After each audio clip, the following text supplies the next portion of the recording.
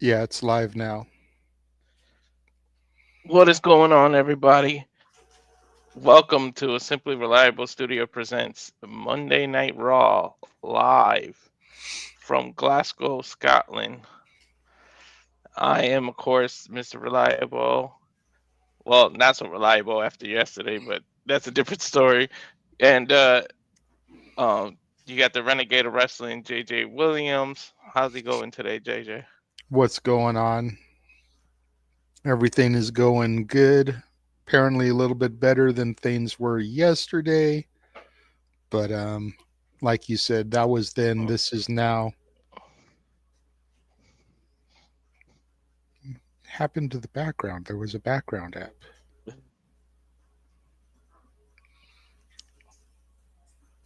You put it back just now? Yeah. Oh, okay. And then again, how you looking forward to today? I mean, yes and no. If I'm being honest, yes Uh-oh. and no. Because okay, on the surface, I'm looking forward to it. These international crowds, for the most part, tend to be pretty good. Make the show that much better. We've got some solid matches announced that we'll get to here momentarily, a couple of big segments. But what I'm not looking forward to is the possibility of the international crowd hijacking the show. Sometimes I feel like their chants get a little bit too carried away and they feel like they're the star of the show, which to a certain degree, us, the fans, are the star because we're who are being played to. And superstars have said that in the past that the true stars are us. But at the same time, you don't want to take away from the performance. So that I'm not looking forward to.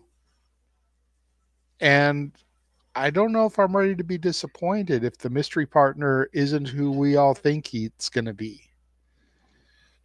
You know what I mean? Like WWE is putting up there asking who is the mystery partner going to be, and I'd say about 90% of the people seem to think the same person we think it's going to be. So if it's not that person, I don't know if I'm ready to be disappointed. You know? Mm-hmm. Yeah. I'll try my best not to be disappointed, but if you think about it, just what other opportunity would it be to just make him feel like bigger, and then if it is him, that reaction you get, once it hits midnight on that day that his contract expires, somebody's gonna get a phone call. I don't know if it'll be exactly midnight, but you know what I mean. No, I totally get you. And like, I feel if there was ever an opportunity for the crossover to occur on the main roster, this is it. Hmm. So if this happens, like everybody is speculating that it's going to happen, then it truly is game over. Hmm. Because then we're seeing a TNA contracted superstar, their world heavyweight champion on Raw. Hmm. And not just sitting in the crowd spectating, but actually in the ring competing live. The Rumble is one thing, NXT is one thing. But if y'all remember when that press release was released regarding the official partnership, it was the WWE Hmm. logo and the TNA logo, not the NXT logo and the TNA logo. Yep. And they referred to the opportunity for stars to compete on flagship broadcasts. WWE's flagship since 1993 has been Monday Night Raw. Uh-huh. So It sure has. But we know. I don't know if I would trying to guess what they would start with because I don't really want them to start with Cena and take an hour of my time or 45 minutes. But you might want to do that for an hour too to keep people interested because some I people, would start with Punk. yeah, I would start with Punk. Punk is hot, especially after the segment on SmackDown. You know, I feel like Punk coming on would be a good way to kick things off. yeah, And then to your point, save Cena or Cody for the start of hour two. hmm, And then the start of hour three would be the main event, whatever that's going to be, whether it's Jimmy and the mystery partner versus A Town Down Under, whether it's Braun versus Penta for the IC title. We know it's not going to be Lyra and Raquel. uh That's not going to be the main event. That should be the first match, I think. hmm. One of the IC title matches should be the first match after the opening segment. And we still don't know if there will be any other matches. That's just what we know about. 2 segments, 5 matches, or 3 matches, 5 segments total. Hmm. I'll go ahead and while he's doing it, I'll show the graphics and show like that. That's the IC title match, and like you said, that Mm-hmm. actually has potential to be the main event, especially in an international crowd because Penta might not be from Europe. He's from North America. He's from Mexico, but international crowd appreciates people like that. And Mm-hmm. this man has gotten over. Like I try. I was like playing around, and his masks are $80. And I was playing around and trying to get one just to like see how long the shit. It was sold out at one point, and then the next day it wasn't anymore. But the fact that that's sold out is Mm-hmm. freaking ridiculous. Like like I ain't tripping. I don't want to. I don't. Yeah, settle me yellow. Like this isn't an AEW thing, but sometimes you don't know what you have till it's gone. Like, Yeah. But I mean, and there's always the possibility Penta could walk out of this as the IC champion. yep. Same with Raquel. Like I feel if there's any opportunity to move a belt today, I think Raquel is a shoe in to take the IC title off of Lyra. Like I know that would suck, especially since I believe Lyra is Irish and they're in Scotland, and I know there's a big difference between Irish and Scottish, but they kind of like Mhm. border each other, I think, Ireland and Mhm. Scotland. Even the accents are very similar. So I think that would be interesting. What's up, Pop? Good to see you. Your pops had explained that that was him yesterday. We were like, "Oh, Bellman, we got a new viewer." He was like, "It's me, No, Brett Terry." I was like, "Oh."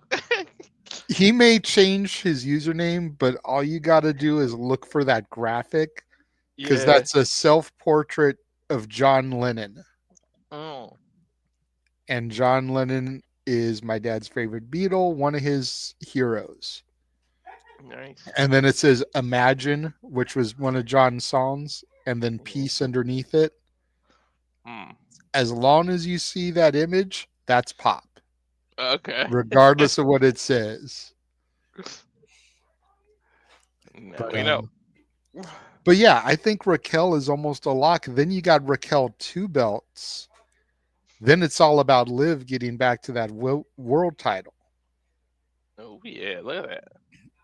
And I mean, what better way to kind of build the whole Dominic kind of taking over the Judgment Day? You get Hmm. Raquel with another championship. What are you doing, Finn? What's happening with you, Finn? Mm-hmm. That's true. Every opportunity that I get for the girls, they manage to succeed on. What's going on with you, Finn? Yet you Yeah. don't want to listen to me when I want to add a new member. Yeah. And the fact that the new member he suggested is Penta is hilarious. You never know. Do you think we get Dom and Finn at WrestleMania? Or they squashed that before it? I think so. That's a good opener for night one. Yeah, it's a good opener. It's a good middle of the card match. It definitely Mhm. wouldn't be a main event match, Mhm. but definitely would be Mania worthy. And I mean, the stipulation could even be if Dominic wins, he gets his new member. There we go. Not a bad idea. Look at us booking WrestleMania for them. Watch them steal that idea now. Hmm. But I mean, this may be a segment, but that's a main event in and of itself. But don't make it the main event. That's not what I mean. I'm just saying the the potential, especially if it leads to action. Now, if these two don't touch and it's just another talking segment, then yeah. But I don't know. Can we see a whole different side of Cena after what was said last night? Yeah, or last week, I should say. Not yet. Hmm. Not yet.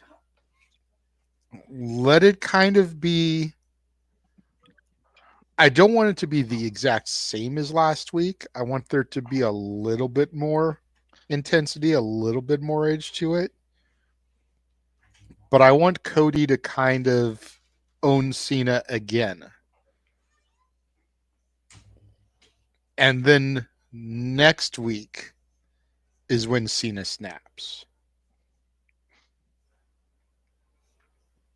Because again, to the point that I've made in the spaces, this point that I've made on shenanigans, as far as we know, we've only got Cena for these three Raws, and then we don't see him again till Mania. So you've got to tell the story within the 3 weeks that you have him. We may not get another Cena appearance until, if we're lucky, the Raw go home or the SmackDown go home to Mania. Mm. Because we know he'll be at the Hall of Fame. He's always there for that. He's always there for the big shit. But we Hmm. may not get him again until either the Raw or SmackDown go home till WrestleMania after next week. So if we're going to do Hmm. something, we kind of have to pull the trigger next week. Because pulling it on that show, I feel is too late. Hmm. Especially if it's the SmackDown. The Raw might be able to be salvageable, pulling the trigger there. Because you've got NXT to rehype it, and you've got SmackDown to rehype it. But if you wait to pull that trigger on that go home SmackDown, it's too late. It loses its oomph, if you will. Yeah. Because there's no time to really dwell on it. You pull that trigger, and then you go into the Hall of Fame where everything changes, and then you go into Mania the next day. Hmm. There's no time to let it breathe, let it marinate, let it process. There's no time for DJ to host a rockin' ropes for people to talk about it. You know what I mean? Like, Hmm. I know what you mean. had to get that out there because I know he's in the chat. I saw him Yeah. comment the yo, so had to get the little shout out to Rockin' Ropes there every Friday and Sunday on the Twitter spaces. Hmm.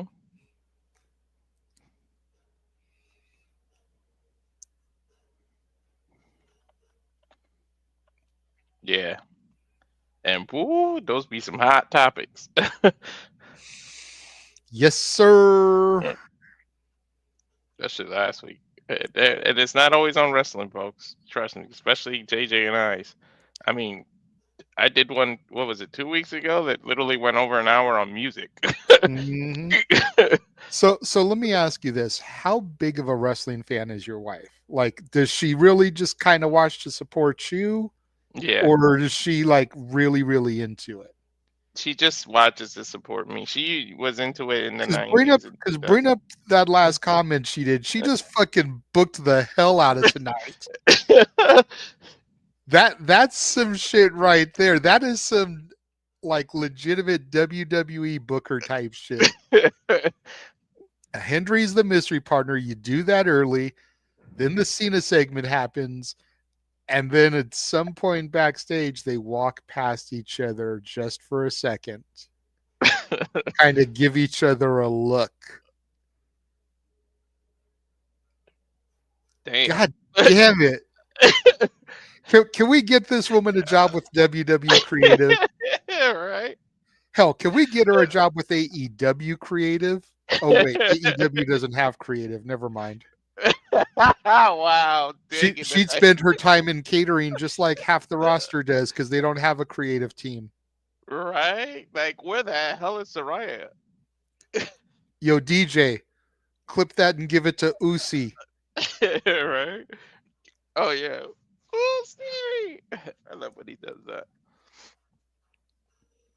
Yeah, I wouldn't even have thought of that, by the way. Because I That's where mean, you do it. as far of a shot as it is, people are still pondering the possibility of Cena versus Hendry some point this year. And if it's gonna happen, does it happen on WWE soil? Does it happen on TNA soil? Mm. Is Joe Hendry a challenger for Cena's championship? Is Cena a challenger for Hendry's championship? Hmm. You know, do we see it during SummerSlam 2 nights? Do we see it at TNA Slammiversary or Bound for Glory? You do need something big for SummerSlam. For the first time, it's 2 nights. You got to make us wonder why you did it. You know what I mean? Mhm. But WWE's got enough people from within that they could do that with. We That's could get true. a Cena Orton match. We could get Cena Punk. We could get Cena Roman again. Ooh, yeah. There's a bunch of people that we could get that match with without having to do Hendry. I think if it's going to be Cena Hendry, it needs to either be Slammiversary or Bound for Glory. Oh my And God. then you've got John Cena appearing on a TNA pay-per-view. Oh my God. The way those tickets would sell and the pay-per-view itself, my God. See, and TNA has already been selling out. Hmm. So imagine if they had that. Yeah, I mean, it would be '06 all over again. He walked into ECW arena. Granted, it's within WWE and got booed out of the building. But imagine they kind of rehashed that and he walks into Mhm. TNA and he's going to get booed the hell out of the building. And especially now that he's a heel for real. Can you imagine the if Cena retains, we walk or whatever it was. What was If Cena we wins, we protest? riot. Yeah, we riot. Yeah,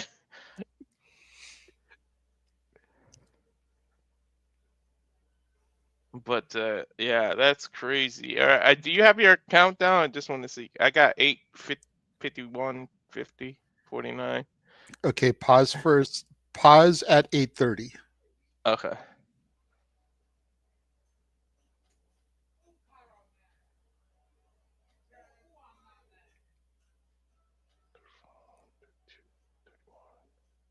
35, 34, 33, 32, 31, 30. All right. We should be synced now.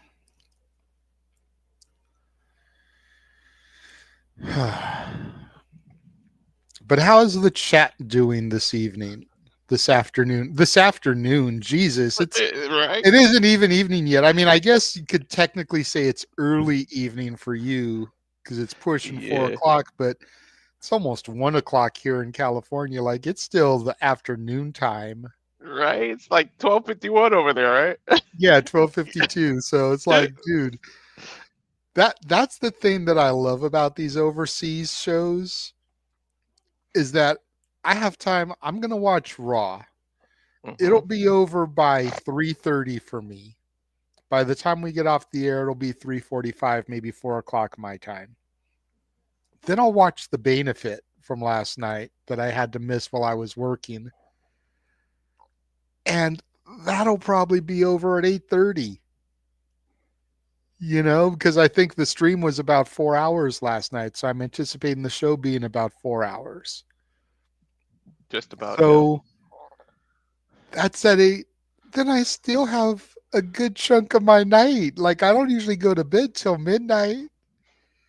So I I still do. got like 3 hours after that's over to consume shit, whether I'm watching people's reviews of Raw, whether I watch, Aaron Rift's review from Raw, JD from New York's, Mhm. just Alex, whatever. But We could st tonight is going to be a big wrestling day for me because of how early Raw is. And then next week, it's back to being at noon for me. Mhm. We could do a lot of studying of La Princesa matches today. Oh, don't get me started. Don't get me started. Vox responded to me saying he's doing well. Good to hear that.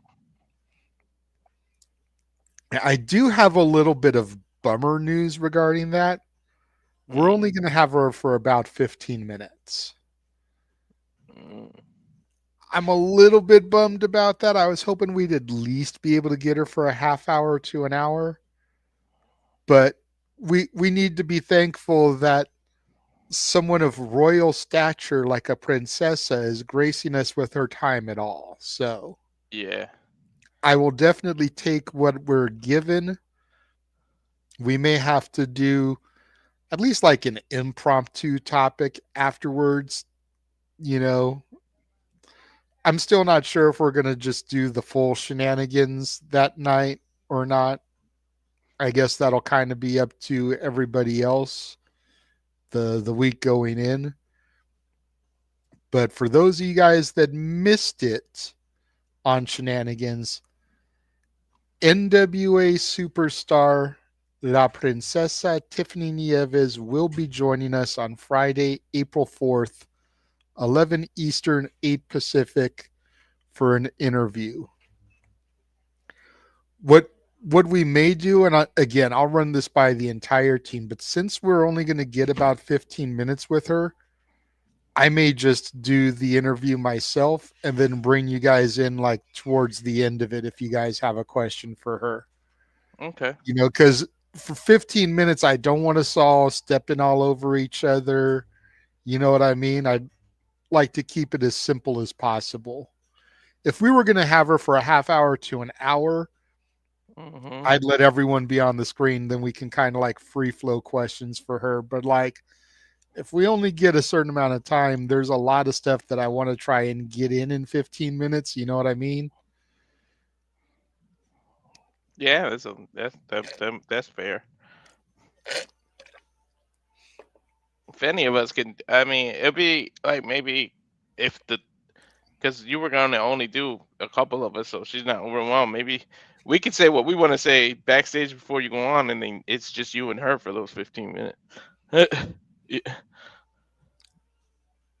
I mean, I would like to give the core four, so me, Yeah. you, Noah, and James.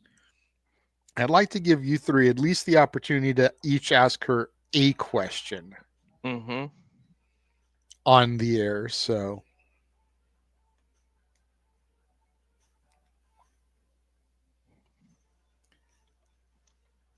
we'll just kind of see and play it by ear how long she's going to give us. If it really is going to Okay. only be about 15 minutes, then maybe I'll try to do, 10 of it, just me and her, and then bring you guys in for like the last 5 minutes. That makes sense. Yeah.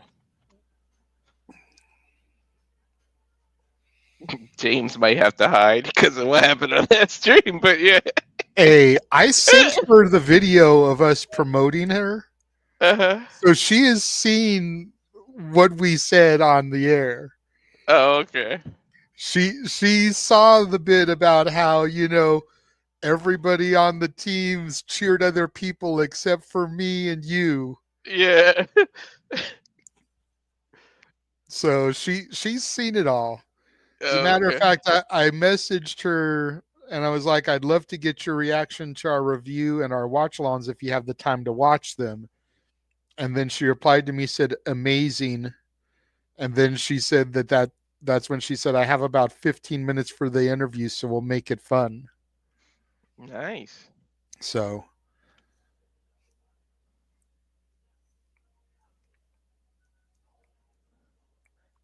That's so yeah, awesome. big stuff going around here for the Simply Reliable Studios.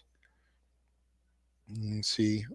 I know it's in the shenanigans chat, and I don't want to change things, so I'll just upload the image here real quick.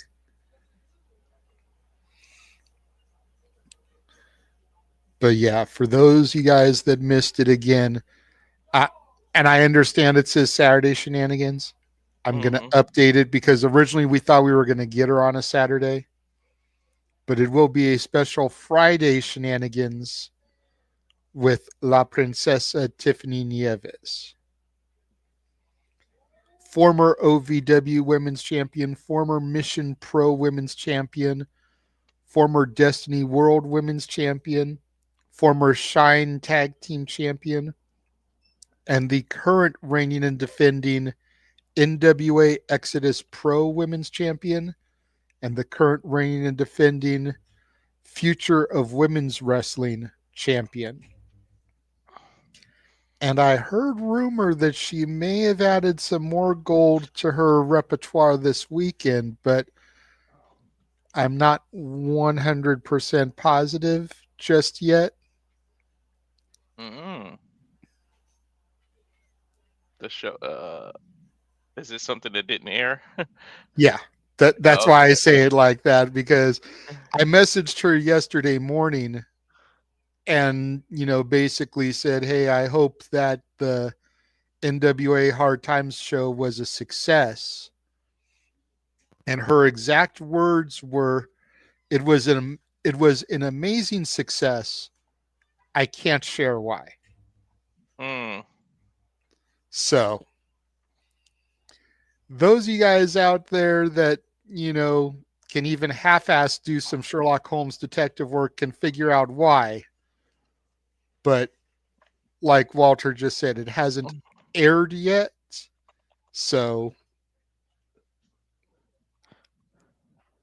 Yeah. the live event is about to start. That's what I got too. Not yet, exactly. So fat because it ain't flipping over. I know.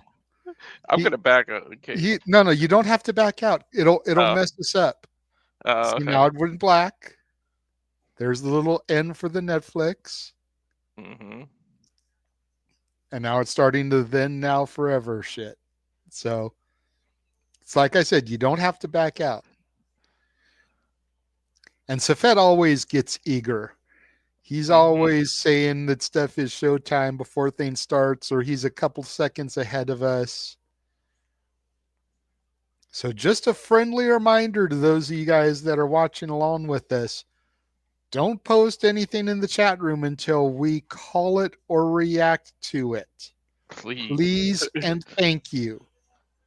Then it'll Either be that empty or camera time. pause your feed so that you are in perfect sync with us. As we're Hmm. taking a look at Allegiant Stadium in Las Vegas, Nevada, home of WrestleMania 41, which is 26 days away. Wow, look at that shot of Scotland. Can you believe it's only 26 days? Like, damn, when we were talking about WrestleMania, it sounded so far away. Like, Well, it did at the beginning of the year, but here we are, March 24th, and you figure there's 30 days in March, right? Yeah. No, 31. there's 31 in March. Yeah. So you figure there's 7 days left here and then 19 till we get to night one. Yeah. So yeah, 26 days. There's Lyra Valkyria backstage walking into the arena. Shout out to my sensei here. His birthday's tomorrow. 15 years old. Damn. Hmm. Dragon Lee and Rey Mysterio. Apparently, Dragon Lee is going to be taking on Chad Gable tonight. So there's something we didn't know about. Challenger for the Intercontinental Championship, Penta El Cielo Miedo. It's kind of weird seeing him without the paint on the bottom half of his mouth there. Oh, yeah, right? And there's Braun Breaker, the champion, backstage.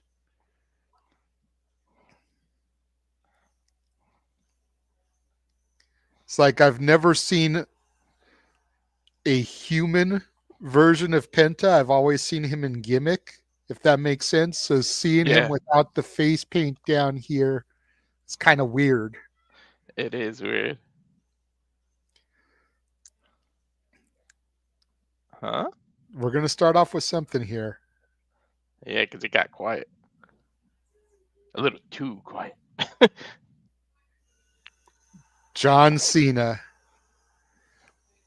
So we're starting again with Cena. And the old music, too. Yep.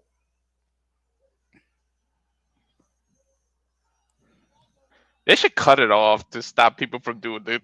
See, that sucks just like as a middle finger to the crowd. But he's a heel now, so why? It fits now more than ever. That's true. Damn, they are giving it to him. And John Cena, of course, with another new t-shirt, the Glasgow version. I do like how it still says the Rise Above Hate on the sleeve there, Uh-huh. which is, again, perfect considering he's getting booed out of the building. So it's almost like a reminder to himself to rise Yeah. above the hate. Yeah, rise above their hate. I put Cody face to. I don't know if they're doing a face to face or it's just Cena. Let me just put John Cena.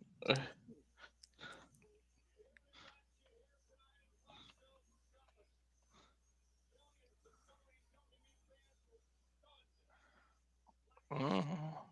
Raw doing a hot opener. Notice how like he goes heel and all of a sudden he doesn't know who Stu is anymore. Right?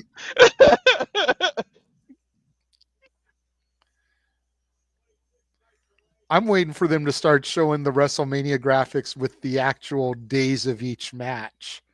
But I don't think we're going to get that until like a couple weeks before the show.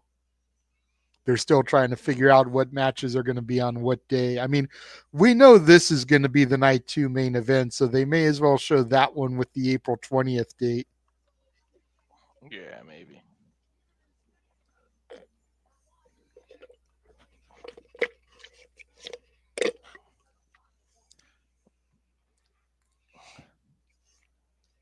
I'm gonna go All on right, let's mute. see We're what gonna let John you Cena transfer. has to say.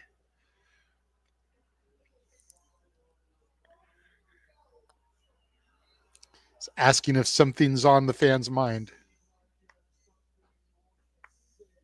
Seems like the fans have something that they want to say to him.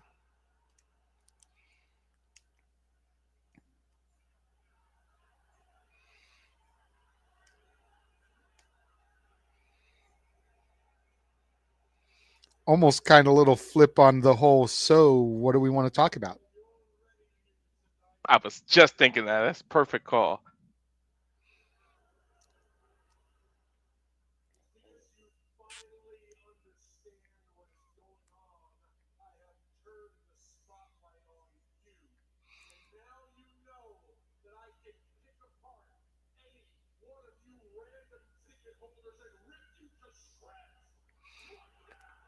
He's saying it's because the fans have finally realized what's going on, that the spotlight has been turned on us, and he can rip apart any of us at any point. Dang, he ain't even calling them fans no more. He called them ticket holders.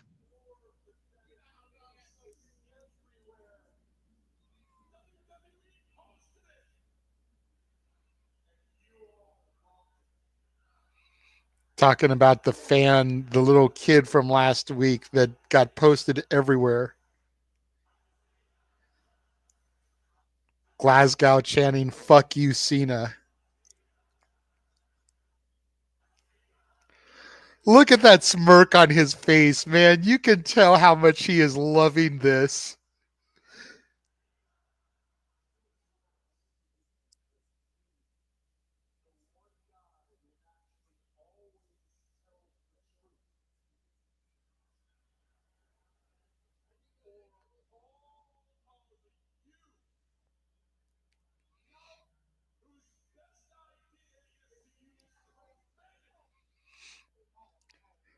Damn, he said, who's worse, me, the guy that's always telling the truth, or all of you whose best insult is to use profanity?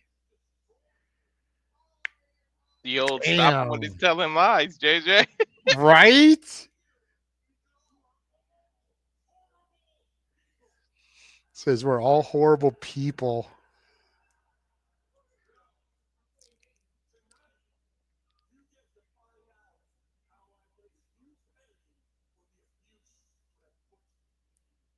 Tonight we get to find out how we're going to pay for the abuse that we've put him through.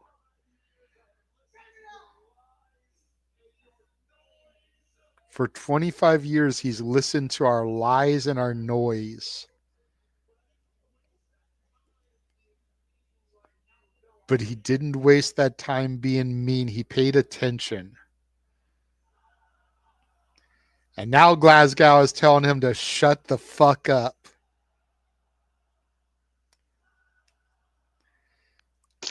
You know, deep down inside, he's loving this shit. That's what I'm saying. Like, look at the smirk on his face. He is eating it up. Cena saying that the fans make it so easy.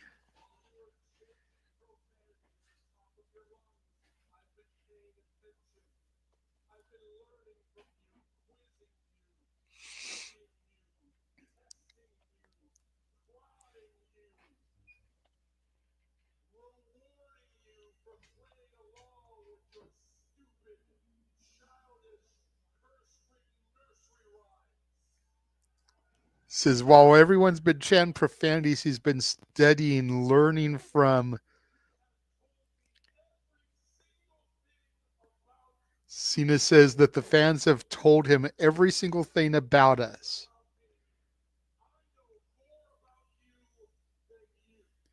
Says that he knows more about us than we do. Says our lives are sad.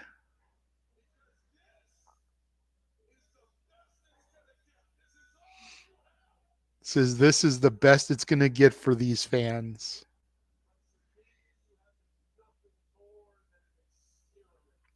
But to him, we've been nothing more but an experiment. We're rats in a cage.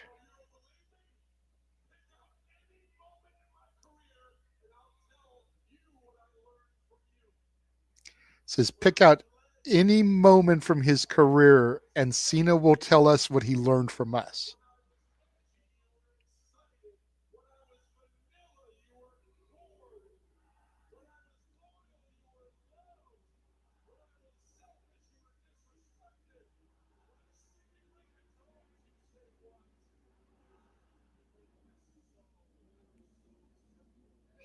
Says we make it so simple for him.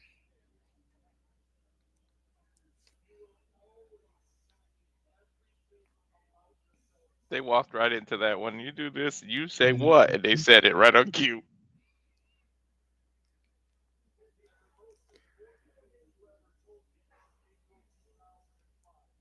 The most important thing we ever told him was April 2005.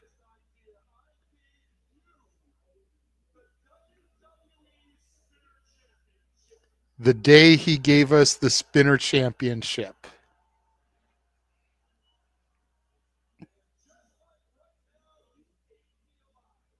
And we ate him alive for it.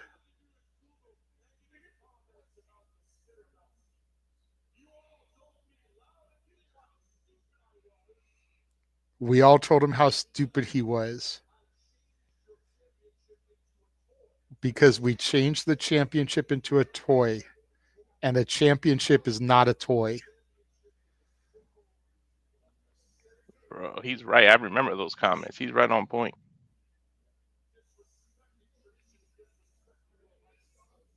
So we disrespected tradition, disrespected our legacy.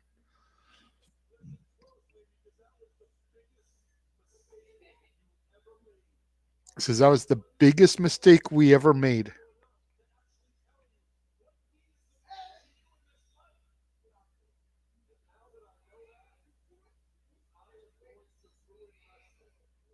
And now he's going to ruin wrestling.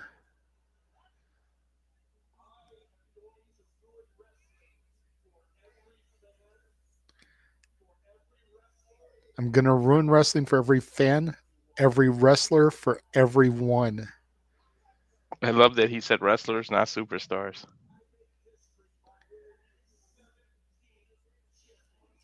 At WrestleMania, he makes history by winning a 17th championship.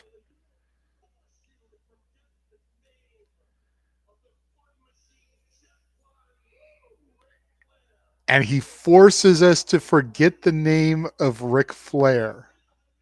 Damn. You will forever say the name John Cena.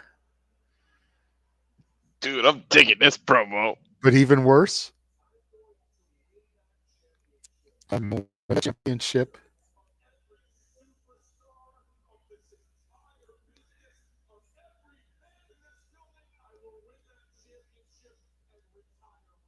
And retire with it. I'm taking it home with me.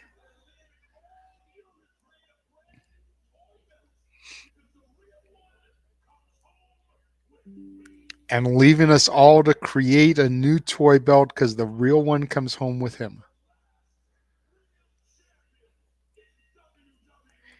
I will be the last real champion in WWE. Holy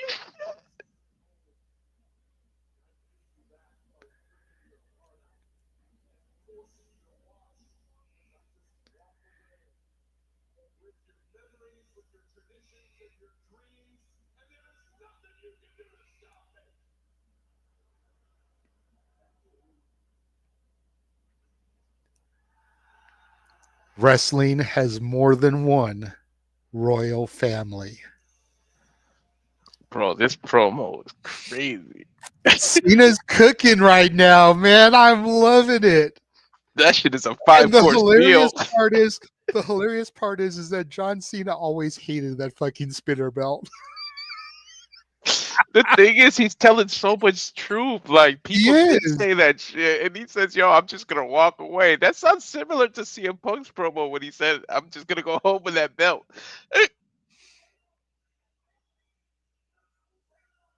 Out the curtain, lights go up, I'm home. Whoa. Whoa.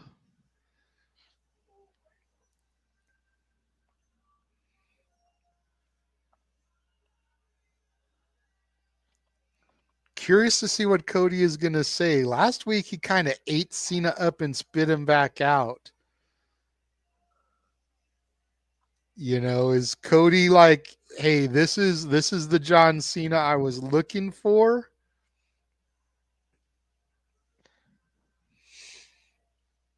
Seems like it should be, right? That's what he You asked would for. think, I mean,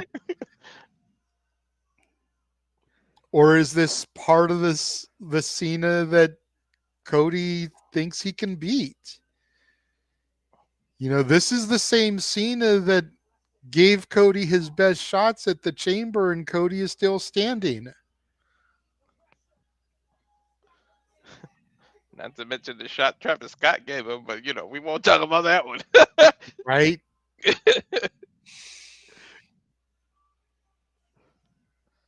So does Cody still feel like this is the Cena that, he was able to stay standing from?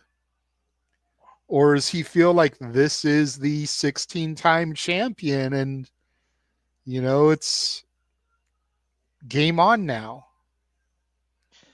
Can't wait.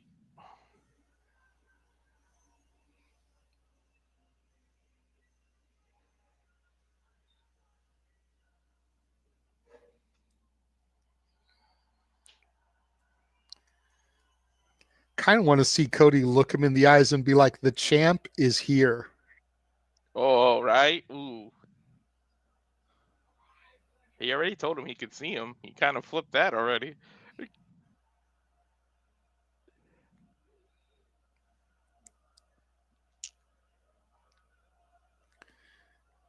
Here go the fans with the Cody Rhodes chants again. Shut the fuck up and let them talk.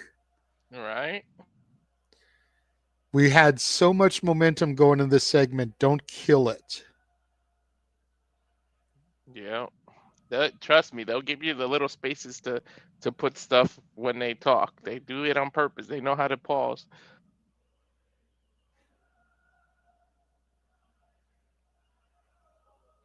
There's a dude in the front row with a Rascals jersey. That's Oh man, awesome. Did my you wife catch is. that? Yeah, so my wife's behind me. She said, "Yo, why does Cody look like a Ken doll?"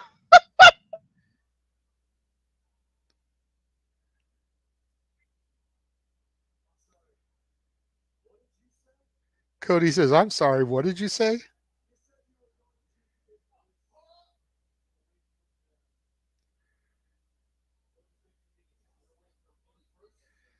Said you were going to take the championship, away from them. Don't you think you need to take it away from me first?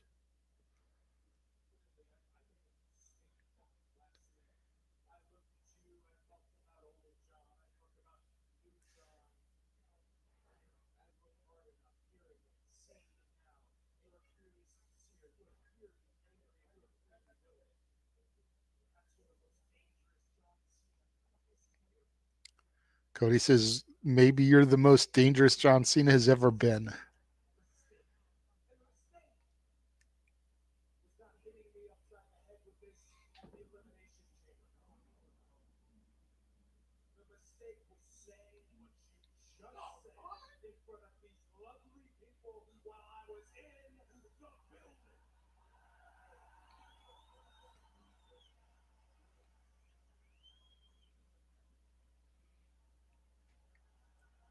Cody just looking at Cena.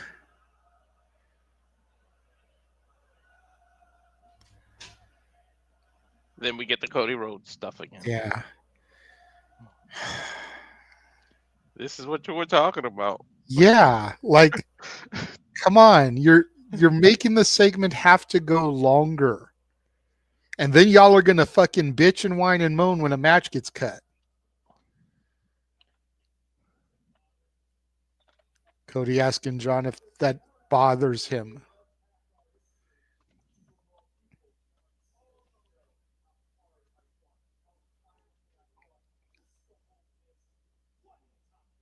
Cody talking about how hard he fought just to hold the championship one time.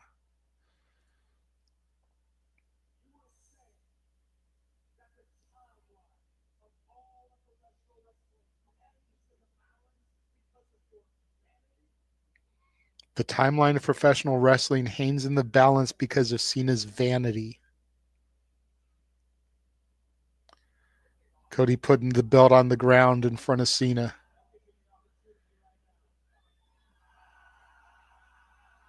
Tie is off. Cody's unbuttoned his shirt.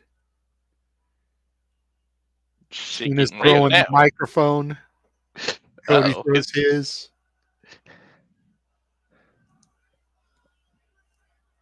What did they say, JJ? It's real in it for you. Mm-hmm. But Cena's not going to do nothing because it's what the fans want. And he's not about giving the fans what they want right now. See? Mm-hmm. Backs off, turns around, and goes through the ropes. That's a heel for you. Grabs his little towel and starts making his way back up the ramp. Cody's got the mic. Cody is heated.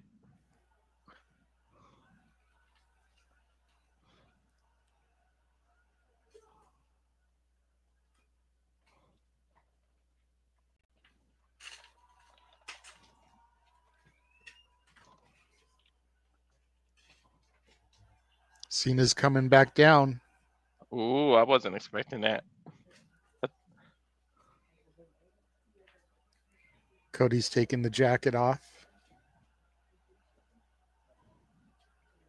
Cena turns back around, going back up the rampway.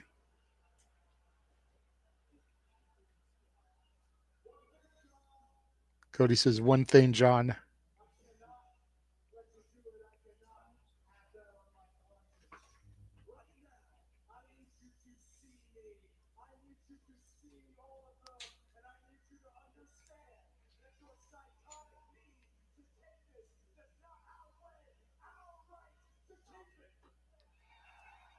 Cody's saying that John Cena's psychotic need to take this does not outweigh our need to keep it.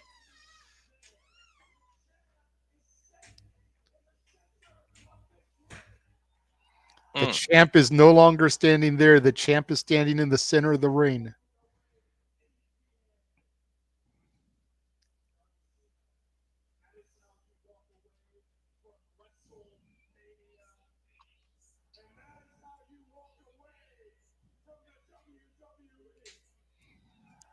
John Cena, you're walking away empty handed. That's how you walk away from WrestleMania, and that's how you walk away from the WWE.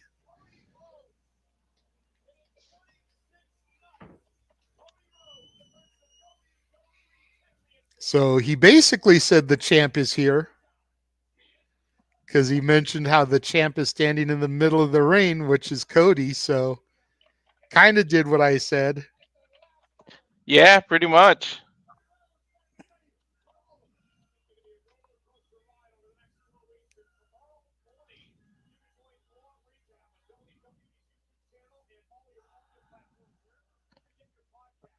Oh wow, Pat McAfee is in Europe. Okay, I wasn't expecting that. Wearing a shirt and tie, no less. That is Right. so not McAfee.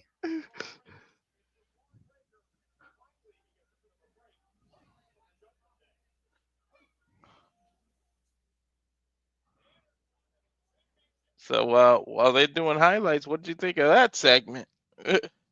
I thought it was good, man. I thought it was everything it needed to be. I was not upset at the segment last week. There were a lot of people that were upset at the segment last week. I was not. I also thought that this week's segment was good. Yeah, I was one of the ones that like loved the segment last week too. It's just you can never make people happy. You know that.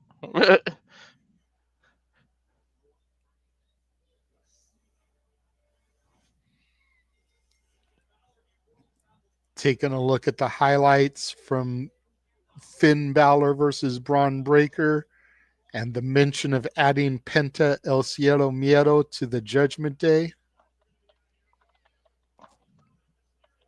Still need to give me a Penta action figure, damn it.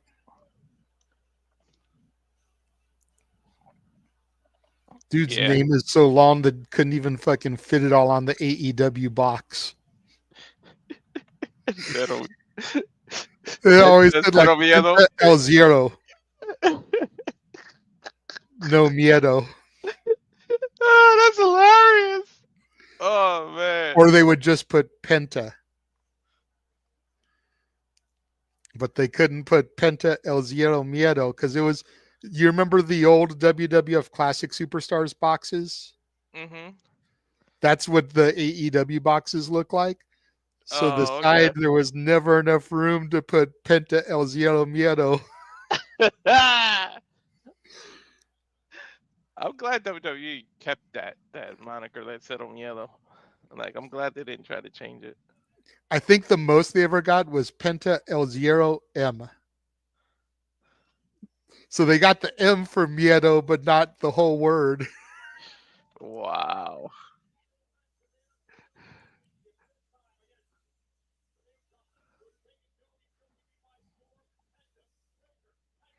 So coming up here tonight, as we've mentioned, it will be Penta challenging Braun Breaker for the IC title. Oh, we're getting right into it. Here comes main event Jay Uso. Oh my God. Uso! Alicia, what if what Alicia said happens, but in reverse? Like they did Cena Hey, first and now see if I were doing this, I would bring out A Town Down Under after Jay and have uh-huh. them be like, "So who's your partner? Who's your partner?" Mm-hmm. Oh, there's Jimmy. Okay. Looks like that's gonna be the partner. All right. Yep, at a combined weight, so it is gonna be Jimmy and Jay. The Usos are back together.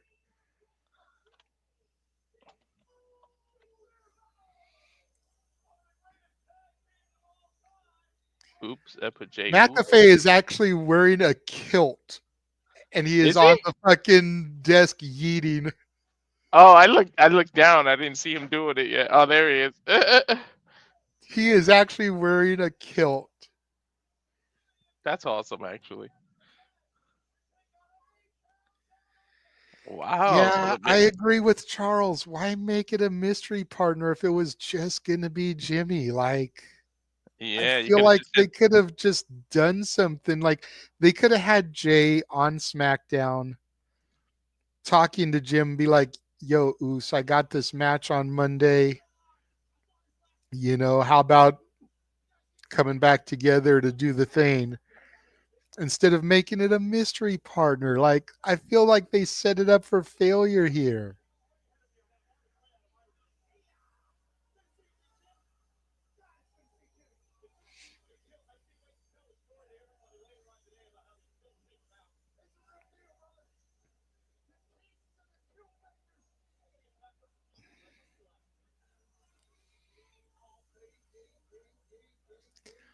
I mean, don't get me wrong. I'm glad to see the Usos back together. I just feel like they missed an opportunity here. You know?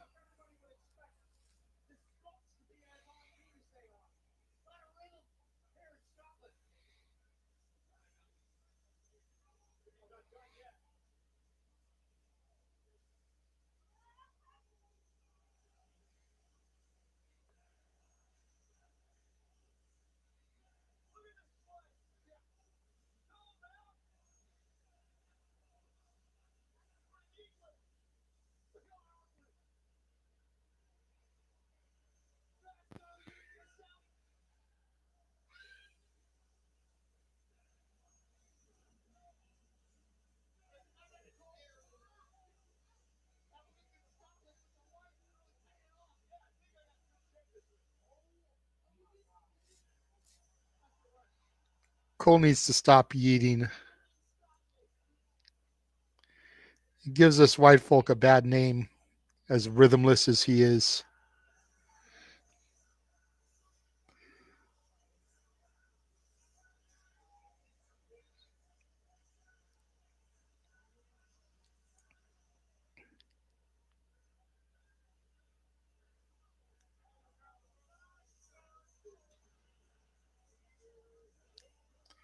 And here comes A Town Down Under. Grayson Waller, the Aussie icon, and Austin Theory.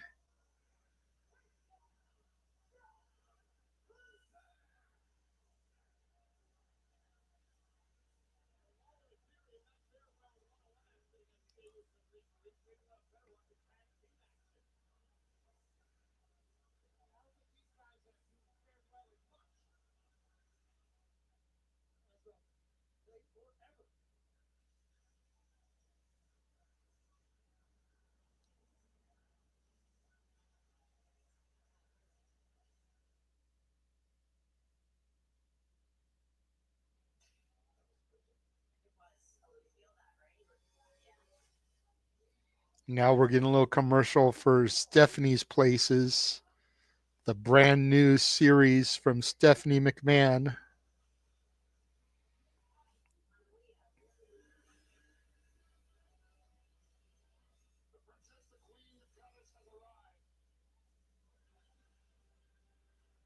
Premieres March 26th on ESPN, so that's Wednesday. Gee, nothing else airs on Wednesday nights, does it, Walter? For it to be competing with? Yeah, the worst dynamites that's been happening.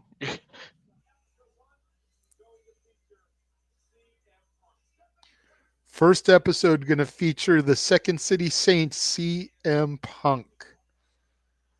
Available on ESPN, Disney Plus, and Hulu. So WWE is going to have programming on Disney Plus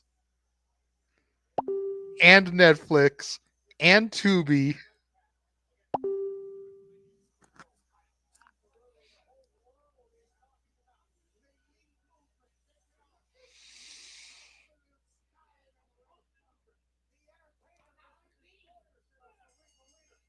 Bell sounds and we are underway here. Main event Jey Uso starting off in the ring against Austin Theory. Collar elbow tie up into the side headlock. Jey Uso with control. Theory bounces him off the ropes. Shoulder tackle from Uso drops Theory to the mat and we yeet. Uso off the ropes, dropped down by Theory, leapfrog over Jey Uso, goes for the hip toss, but Jey Uso counters. Short arm clothesline from Uso drops Theory and a tag to Grayson Waller.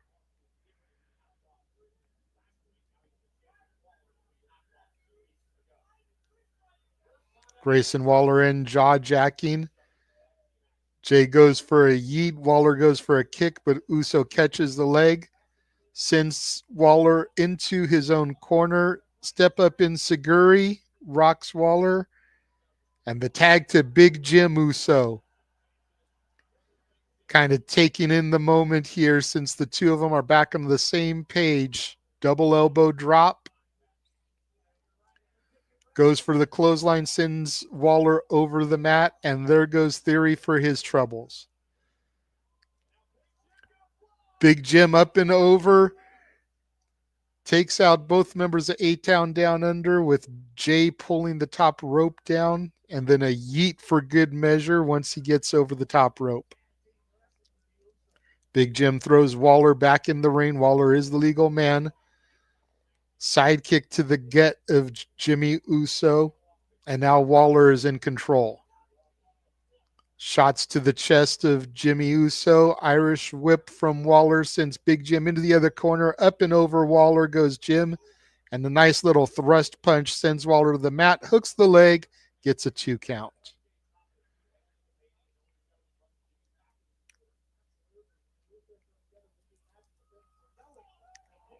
Big Jim gets Waller back up to his feet, chops him into the corner. Waller regains a little bit of control, kick to the midsection, backs Jim into the corner, but Jim regains control and another chop sends Waller onto the top rope before he falls to the mat.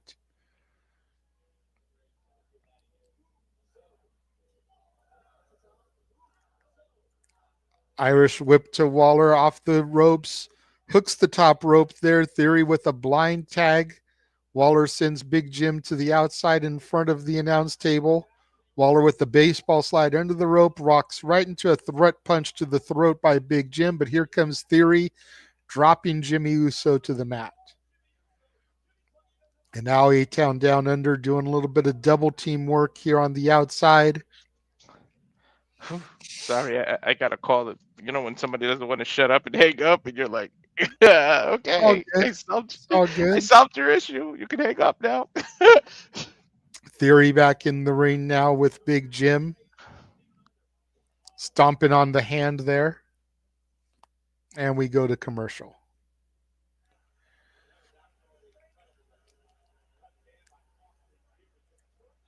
Oh, you didn't say it. I didn't because apparently my shit got upgraded. I'm still here live. It's telling me back in 2 minutes and 11 seconds, but I'm still seeing the action. Waller punches Big Jim. Theory over to the corner. Some ground and pound mounted punches. It's kind of hard to say fuck television when I didn't actually go to a commercial. Theory taunting the crowd with his own version of yeets before telling the crowd to suck it. Gets Big Jim back up, tag to Waller. Waller with a gut punch on Big Jim, starting to dominate here. Nice knee to the midsection, sends Jim rolling into the A-Town Down Under corner.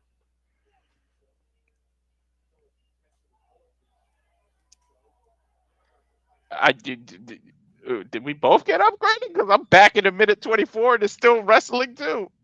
You see, that's what I'm saying. I don't know what's going on here. I ain't gonna I'm complain not. though. Yeah, exactly. I'm not complaining. Running, spinning elbow drops Jimmy Uso, and then a foot stomp onto the chest gets Theory a 2 count. So if there's no commercial, what am I back from in a minute? I don't know. Maybe it's a fuck up. I'm not complaining. Yeah, exactly.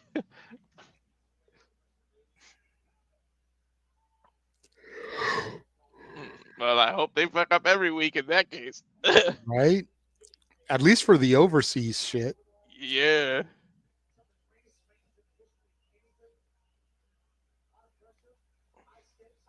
Theory with the tag to Waller.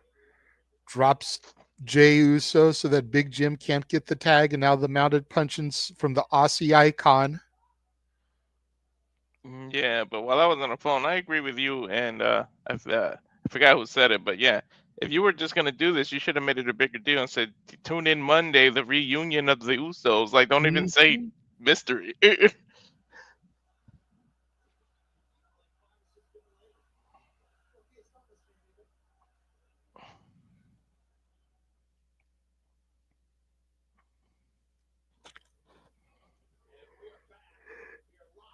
Wow, it said we are back, but you never disappeared. Right? Again, I'm not complaining. Yeah, me neither. I love that. By the way, I love the Waller, spoon. Waller Camera. and Big Jim still in the ring. Waller just dropped Jay again so that Jimmy can't get to the tag. Waller handing Jimmy up on the top rope, rolling through the bottom, right into that pop-up Samoan drop. Dude, I don't care how people feel about Waller. That dude's athletic. I like Waller, man. I always have. Yeah, I like Waller too. Tag to Theory, and here comes main event Jay. Did Theory just trip? No, Jay did one of those jump up clotheslines and dropped him. Oh, okay.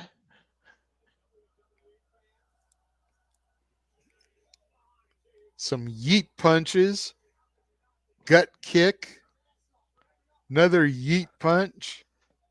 Mm. Huge Insiguri rocks Theory, sending him into the corner. That, you know what? I just thought of that. That may be why this isn't the main event, because they just did the Usos reunion, not Joe Henry. So they like, we can't make it the main event because people would be disappointed. Hip check into a super kick, into another super kick. Hooks the leg on Theory, gets a 2.5 count. Super Kick City. Super kick party. Mm-hmm. We had Suplex City. Why not Super Kick City?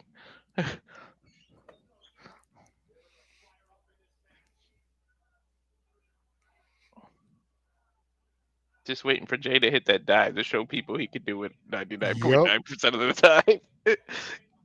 Jay picked Theory up for a Samoan drop, but Theory got out of it. Double team there by A-Town Down Under. Waller hooks the leg, gets a 1, gets a 2 count. Jay kicks out. Jay, who breaks up first, A-Town Down Under or Fraxium? Because these two have been teased for over a year or two, and we both keep, well, not us, but fans keep calling it that they're gonna break up, and they just keep going. Big elbow drop by Waller, misses its target. I'd say Fraxium. Jay with the tag to Big Jim. Pop up into a Samoan drop there. Big Jim going to the top rope. Is he looking for that Uso splash? Here comes Theory. Gets kicked. Waller back up, was able to take advantage off that distraction by Theory, trips Big Jim up on the top rope. Waller with Jimmy on the shoulders. Jay tags blindly to Jimmy. Theory tags Waller. Uh, Pop up into a spear by the Usos. that's a Here nice comes combo. Theory. 1D. Mm-hmm. Jay hooks the leg. 1, 2, 3. The Usos just pinned A-Town down under. Oh man, I kind of like that pop up into a spare. That could be a finisher in and of itself. Take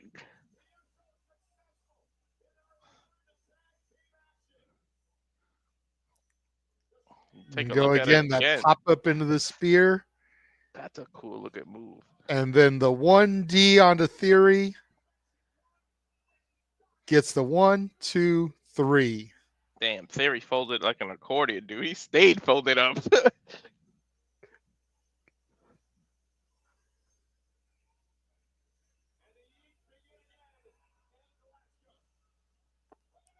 As Gunther. Here we go Gunther said again. he was going to make Jay suffer for 10 weeks until Mania. And now Uso and Gunther throwing blows in the middle of the ring here. Super kick rocks Gunther. And another one sends Gunther into the corner. Jey Uso backing up. Oh, he tripped. Jay tripped and Gunther got the advantage. Now ground and pound with those elbows. Here comes Big Jim with a steel chair equalizer. Gunther running. Ooh, this is WWE's being smart. I guarantee that slip was done on purpose. And then after the accident last week, it's something. Every week is going to be different. He's going to screw something up, and you guys are. It's to make you doubt Jimmy even more, or Jay, I should say. Because I feel like that trip was done on purpose. Like,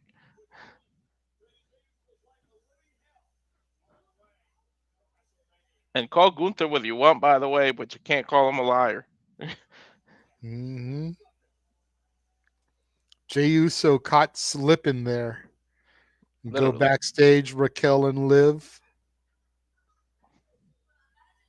liking that outfit on Raquel.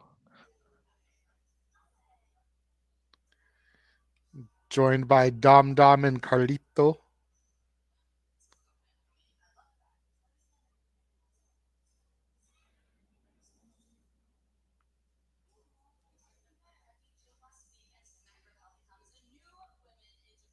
Could get double champ, double Raquel. Two Liv belt reminding Raquel. us that she beat Jade on SmackDown.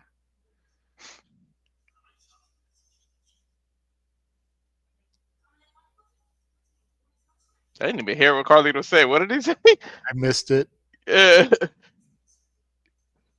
I got the volume kind of low, so it's not picked up by the microphone. So Same.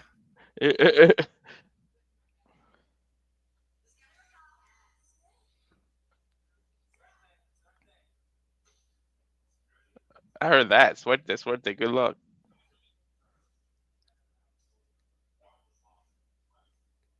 Carlito swapped the green apple for a red apple.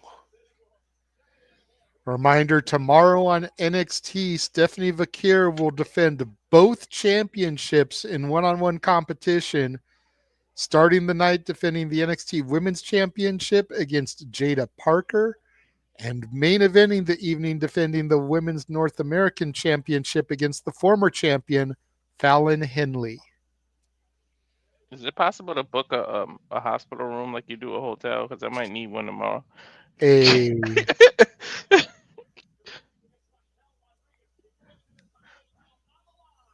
Seeing Adam Pearce in the background there talking to the LWO. Bailey was talking to Lyra before her matchup here. That will be next here on Monday afternoon Raw. Kind of hard to call it Monday Night Raw right now. Right? So are we doing NXT tomorrow? If you want, I got no way. I got no way to watch it, to be honest. Okay, so we won't bother Yeah. then. Yeah. Because I don't want to chance one of the Hmm. unconventional streams acting up on me. So Yeah. as much as Exactly. I want to do it with the double title matches, I'll just hold off and Mhm. watch it at 8 o'clock my time. Yeah. Hopefully, one of those sites works for me to be able to at least watch it. I mean, worst comes to worst, just watch it on the CW app tomorrow. I Yeah, just don't want to rely on it unless we're doing a watch along. yeah. They did it again back in two Hmm. minutes and no Cooper go. I'm liking this. Shout out to that hot rod T-shirt in Scotland. Yes, Even though he's Canadian. I have that shirt also. And getting a little bit of a promo package here for Lyra Valkyria and Raquel Rodriguez as we still have a minute 40 in the commercial break.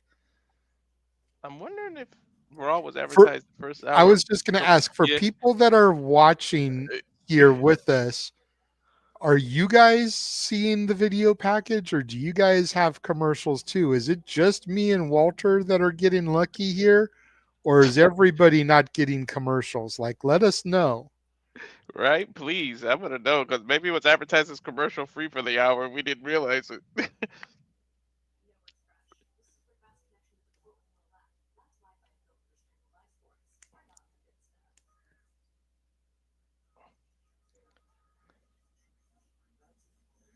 You know what? We just fucking jinxed it. They just realized it because now I got a fucking commercial for tax services Yep. with the superstars. Damn it. Damn it. Yeah, I got a Rhea Ripley pulling up and Rey Mysterio. Oh, they combined all the separate commercials now. Hmm. They just fucking realized it that they've been giving away the content for free. You know what? Someone's probably watching us. God damn it. Right? Someone said, "What? What did DJ Walter say?" Hell no. See, Arlene says, I don't pay for ad free. And at first I wasn't getting ads and now I am. See, Mm-hmm. Michael said, I saw the video package, but now getting ads. So it Mm-hmm. wasn't just us. Yeah, they were like, "Oops." You know what's funny? Netflix just took I got it on auto pay. They just took it out today, this morning. Shit went up to $19 or 19.99, $20. Ugh.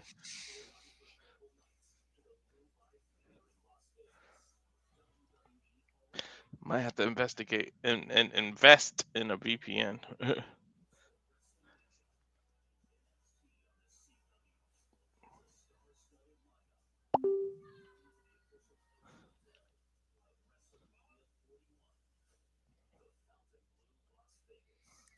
The Fountain Blue Las Vegas, the official hotel of WrestleMania, hosting 4 nights of festivities, including the Hall of Fame, the One Dead Man show, the roast of WrestleMania, and then NXT for Tuesday night.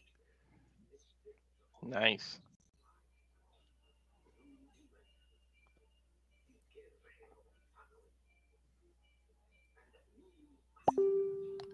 Talking about luchadors here: Blue Demon, the Guerreros, Mil Mascaras, El Grande Americano. Oh, is this This is Chad the Gable Chad thing? Gable lucha. Yes, El Grande Oh, Americano. I like this. This is This is awesome. awesome. Look, we said that at the same time. Oh god, I love when they do shit like this. La historia de la lucha libre americano, the history of the American lucha libre, or luchador, I should say. Now the legend has returned.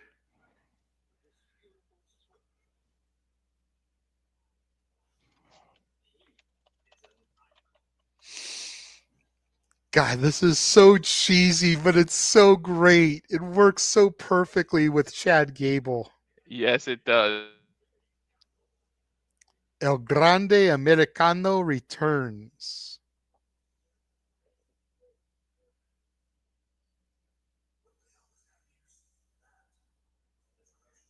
Even Rey Mysterio is like, what the hell is that, Pierce?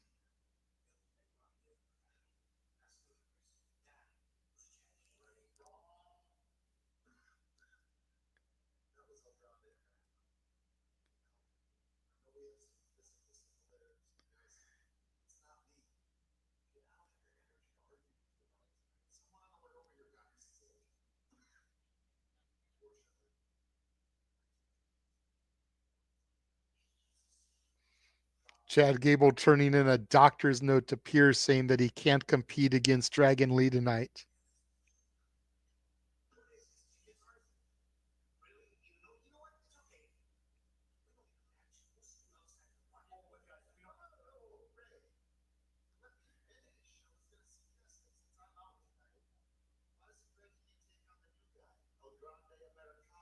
Chad Gable saying, how about Dragon Lee take on El Grande Americano?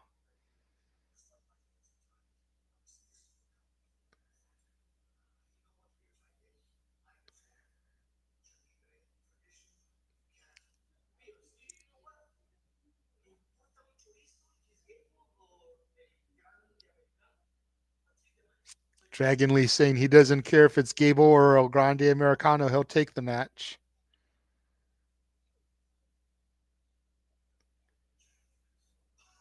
Mysterio said Gable's a jackass.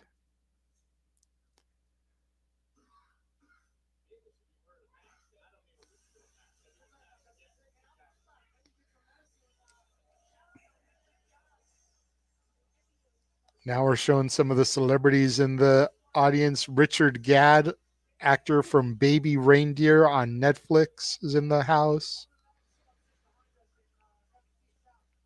Already in the ring, Liv Morgan and Raquel Rodriguez. Kind of sucks that they didn't actually give Raquel her entrance. She's supposed to be alongside the women's champion as a member of Judgment Day, and she gets the jobber already in the ring entrance. And now the Valkyrie has risen as your women's Intercontinental champion. Lyra Valkyria makes her way to the ring.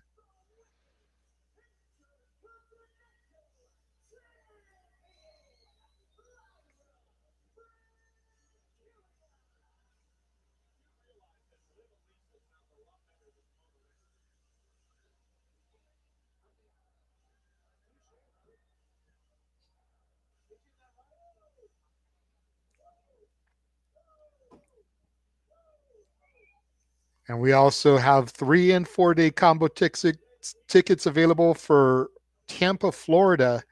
Saturday night's main event on Saturday, May 24th, NXT Battleground on the 25th, Raw the 26th, and NXT on the 27th. Huge 4 days for Memorial Day weekend in Tampa, Florida.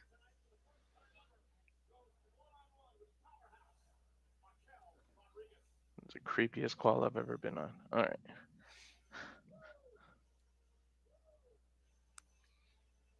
Referee Jessica Carr holding the Women's Intercontinental Championship in the air.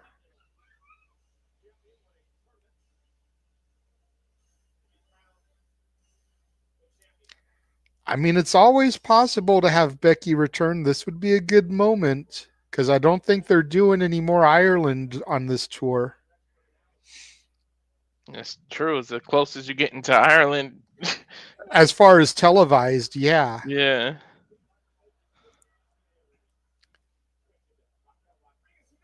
Lyra had the gut wrench on Raquel, but Raquel just woman handled Lyra, chucking her across the ring.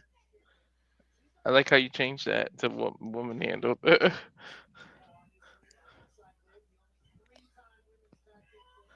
Jesus Christ. Raquel just picks her up by the midsection and spinning her around before releasing Lyra to the mat. Mm. Big Mommy Cool here. Right? Grabbing Lyra by the temples, throwing her into the corner. And now Lyra finally trying to get a little something here. Side headlock on Raquel. Raquel pushes her into the ring post. Lyra tries to go up and over, but Raquel catches her onto her shoulder. Lyra slides down the back there. Drop kick to the knee of Raquel.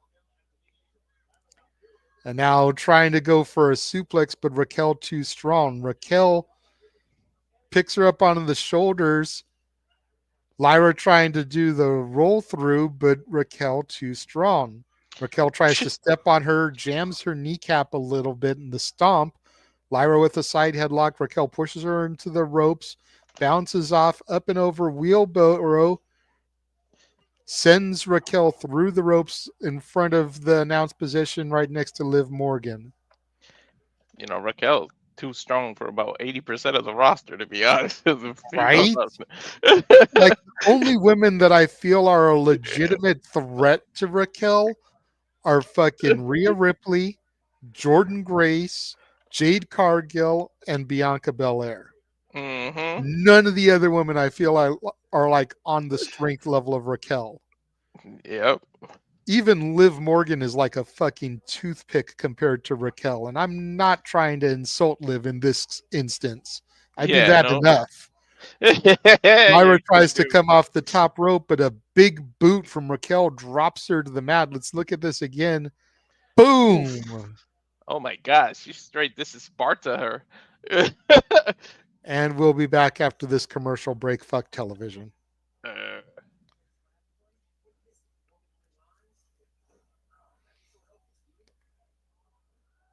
Okay, so you're a UFC guy. Are these two guys actually UFC fighters, or are they just yeah, actors they got for the commercial?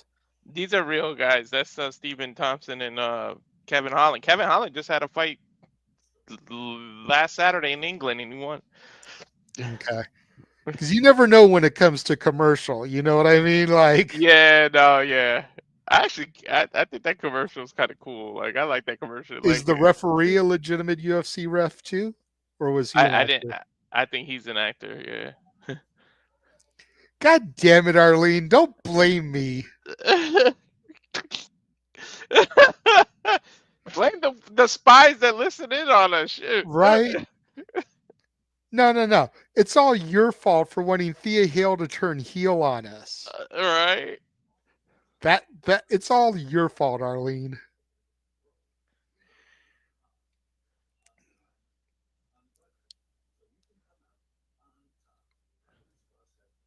Matthew says he's going to try to see if he can go to one of the four shows. I don't know. If I had the choice of those four, I would either do Saturday night's main event or NXT Battleground. Because Saturday night main event is once a quarter, so that's more special. And it's been a while since Saturday night's main event was a thing. Mhm. Or I'd want to go to the PLE. Raw or a standard NXT, eh, those come around enough. So I would do one of those two shows, Matthew, if I had to choose.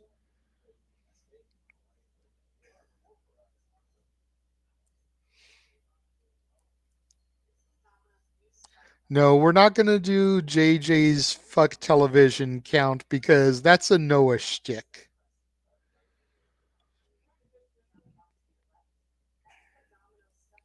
That's cool. He said he was thinking about Saturday Night Main Event or NXT. He needs to talk to Papa Gino. He thinks that he wanted to try to meet up. So that would be cool because we're going to do a watch along for Saturday night's main event. We're going to do a watch along for Battleground. So if you guys are on the ground at one of those shows, we can always send you the link to pop in between matches and whatnot and after the show to give us your live thoughts. As we're back here live with Raquel still dominating this matchup, you almost got to wonder what Lyra is going to have to do to be able to successfully retain here. Slingshot suplex from Raquel, hooks the legs, gets a 2.5 count. Look at this again. The slingshot into the suplex, almost jackhammer-esque the way that Raquel landed on top of Lyra with the delivery. I used to do the slingshot suplex when I wrestled too. Raquel dragging Lyra into the corner there.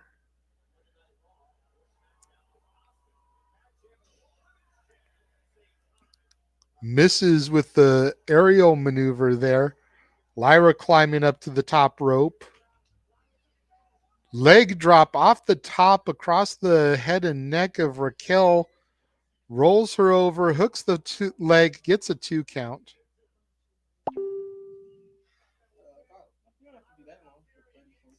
Look at that again. Jesus, that leg drop.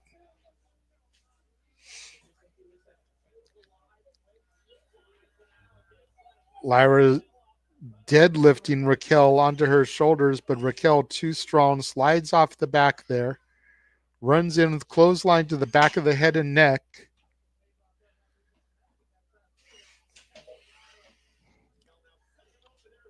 Hits the corkscrew elbow drop, this time successfully, gets a 2 count in the corner.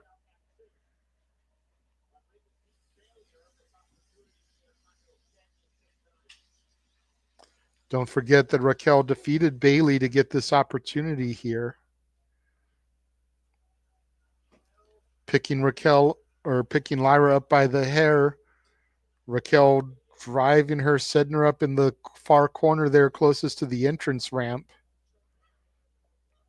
Lyra trying to fight back with some elbows to the face of Raquel. Goes for the crossbody. Raquel catches her. Goes for a stalling vertical, but Lyra able to counter into a DDT. Raquel very close to the ropes, and Liv assists her partner, putting her leg on the bottom rope, like she needed the help.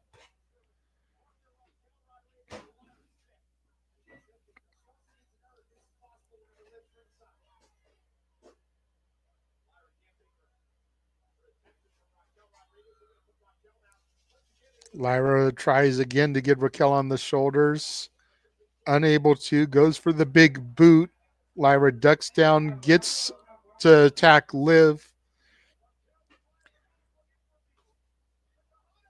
Raquel looking for the Tejana, but a head scissors takedown, and Lyra just stole it here.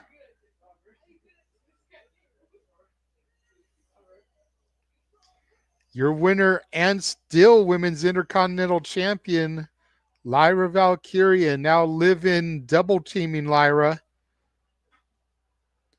And here comes Bayley. Role models music hits, and she runs down to the ramp. Liv Morgan comes to try to cut Bayley off at the pass.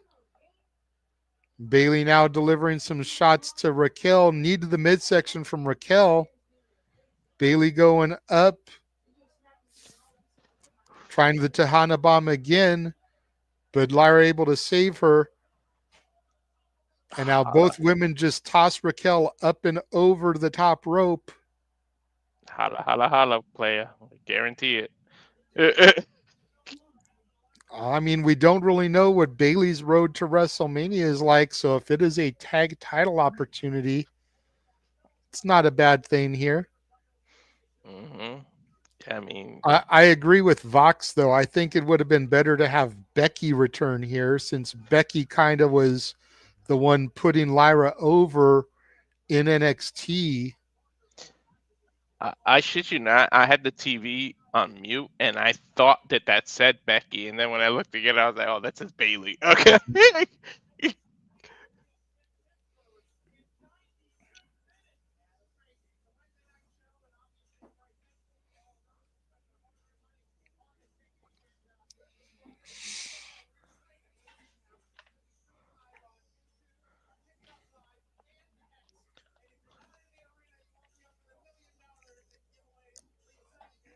Another thing that's going to compete with television on a Wednesday night, big night with Pat McAfee and friends in Pittsburgh, Wednesday, April 9th.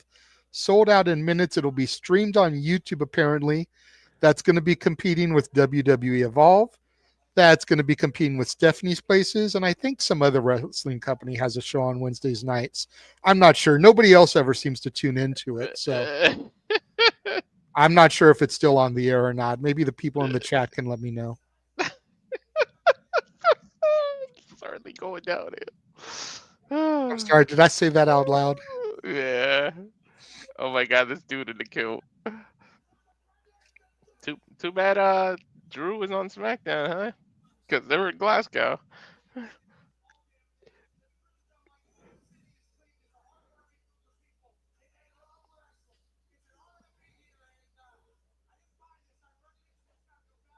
I didn't buy it, I rented it. Pat saying that he went old school underneath the kilt, which means he's wearing nothing under the kilt because that's the traditional way to wear it. Yeah, we didn't need to know that much, Pat. And then speaking of Ireland, we're taking a look at the road to the Clash in Paris. And the next European trip we'll be taking, as we'll be getting live events in Dublin, Ireland, France, England, Paris, Lyon. So many things coming up here. Of course, that's around the same time as Forbidden Door.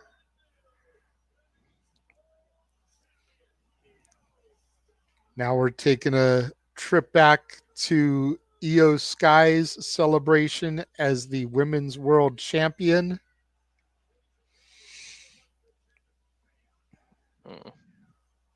Mm. Confrontation with Io, Bianca, and Rhea.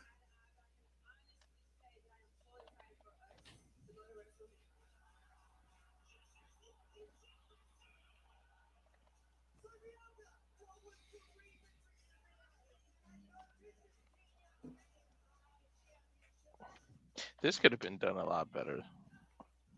Could have I feel been like done a they, lot worse, though. yeah. This the mommy feels like a third wheel in me. At first it felt like Io. Now it feels like mommy is.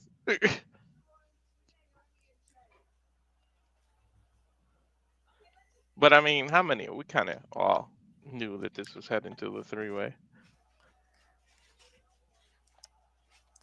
I mean, if we're being real, Bianca's the one that doesn't really fit in here because, to Rhea's point, she's got the stuff going on with Naomi and Jade. Mm-hmm. And even Jade called her out on that shit, like, prioritizing herself over her and Naomi. Yep. They've been going back and forth on Twitter, which I love that they're keeping that up. Hmm.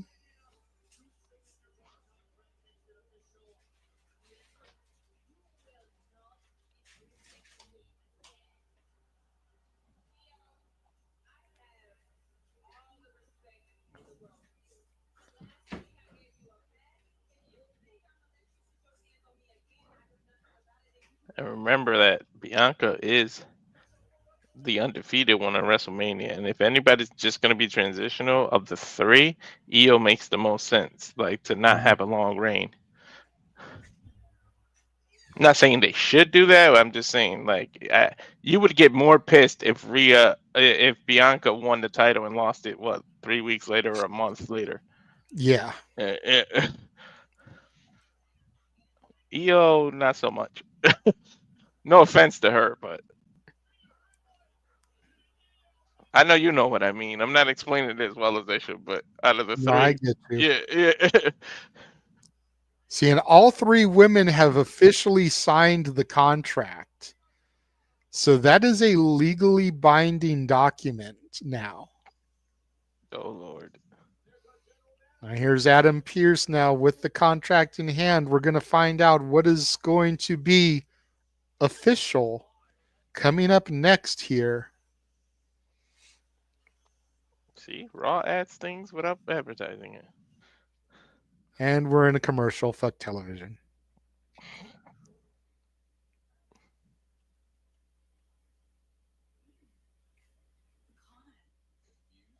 God I damn had, you. I had to keep it going. That's a Noah shtick. Don't do that for me. I only say it because the fans seem to expect it, but when we do the count, that's got to be a Noah thing. We got to keep something special to Noah. That's true. I just It's wanted just to make like you the whole pop. something thing with James. Like that's got to be just his thing that we do. Oh, If they me and you started. did it here right now, it would be funny, but it Hmm. wouldn't have the same effect because James isn't here to react to it. Yeah, I just wanted to make you pop after everything from yesterday, but yeah, they started a new one with Oh, me. so you're over here trying to kiss my ass. I see what's up, Walter. But no, yesterday they started a new one with me, or Saturday, whatever the first gaming was, with just a minute, because Donatello says just a Oh, minute when you do his combo thing, and that's all they heard the whole stream. So now people just started going just a minute to troll me. So now that became a thing. I wondered what that was about. I saw it a little bit in the chat on Shenanigans, but I didn't get what it was. Yeah. And to Safet here, Rhea has to earn it to get a shot at the title. She was the last champion. For as long as the history of time, as far as I know, when the champion loses the belt, they've got an automatic rematch. Hmm. So she doesn't have to earn it. She was the last champion and she has not gotten her rematch yet. It's true. That's all she needs.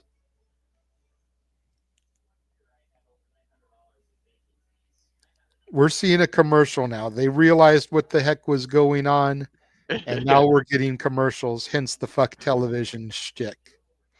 Hmm. I hate how John Cena didn't go in depth why he aligned himself with The Rock. Okay. Number one, we get John Cena for 3 weeks. This was only week Hmm. 2. Number two, I said this on Shenanigans. I don't know if you saw it. If you didn't see it, you might want to start tuning into Shenanigans because that's where we discuss this stuff. John Cena did say why he aligned himself with The Rock. We just didn't realize that he was saying it at the time.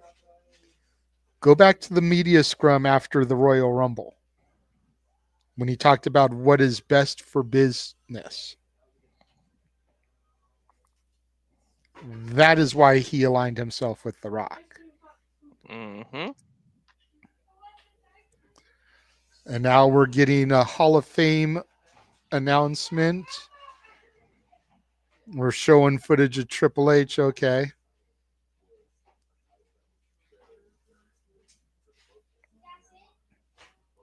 The SummerSlam Intercontinental title ladder match. This was the match that made me a fan of The Rock, honestly, because I had started watching wrestling going into this match. Oh, okay. The Highway to Hell. I used to have this on VHS. I saw all this. They kind of changed the direction of a ladder match because if you think about it, the ladder match prior to this had been, the whole Shawn and Razor thing. These guys used the ladder as weapons. Really weren't doing high spots. That wouldn't evolve until the No Mercy ladder match with the Hardys and Edge and Christian. But these guys really kind of used the ladders as weapons, whereas when it was Shawn and Razor, the ladder was just kind of the tool to be used to get the title. They didn't really use it as weapons. Hmm. This made the ladder a big weapon. You could see the blood.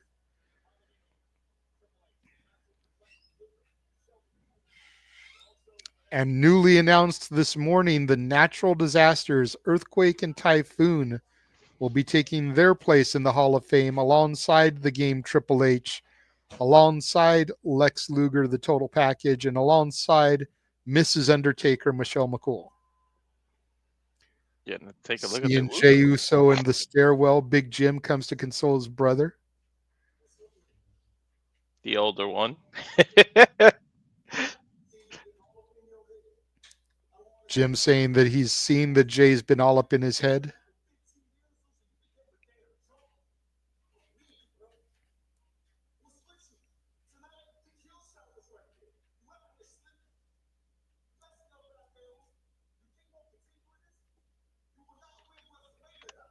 Jim reminding Jay that if you keep up with this, you will not win WrestleMania. You had the kill shot and you slipped.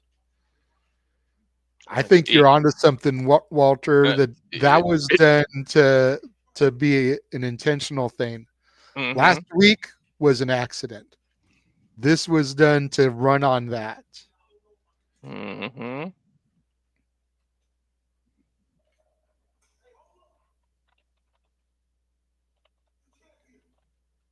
Jimmy's saying that Jay can't beat him. Saying needs the right hand man.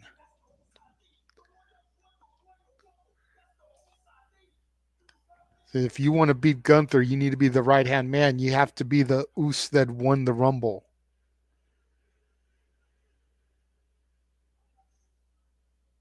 Jimmy looks like he sees something. I was gonna say, what is he looking on? Oh, Gunther was walking by.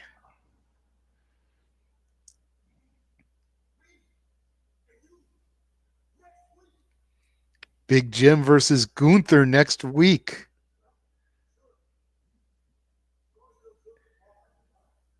He says, sure, as long as you don't trip and fall like your brother, Jimmy slaps the shit out of Gunther. Yo, he literally slapped the hell out of him.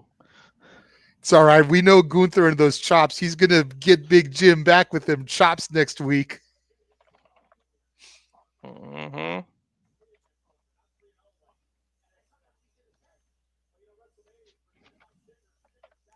Matthew pointing out Jay just botched saying he's 3-0 against Gunther when he's actually 0-3. But I think that was intentional too, just to show how Gunther's in his head.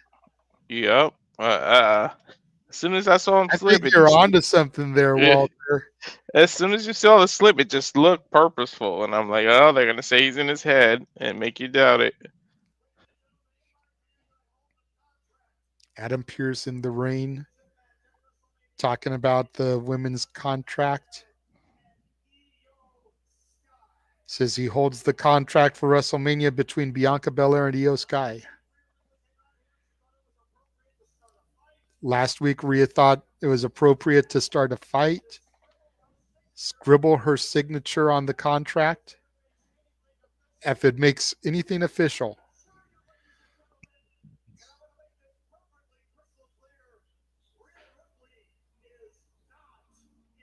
Rhea Ripley is not in the match. Mm. You can boo if you want. The matches between Io Sky and Bianca Belair. I like that they're doing this.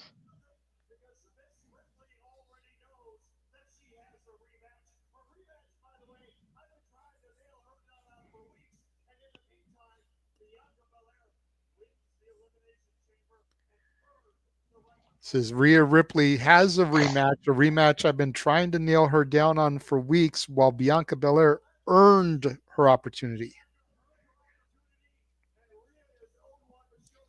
No lies detected. Says Rhea wants it on her time. Up, here comes Io.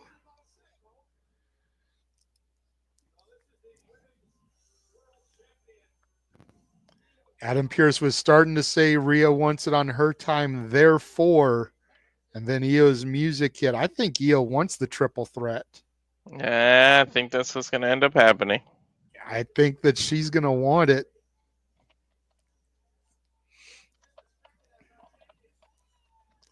You know, Io is one of those women that doesn't play up how gorgeous she is, but is actually really gorgeous. Yeah, she is cute.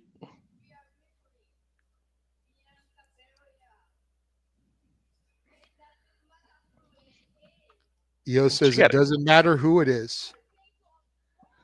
I will take on both of them.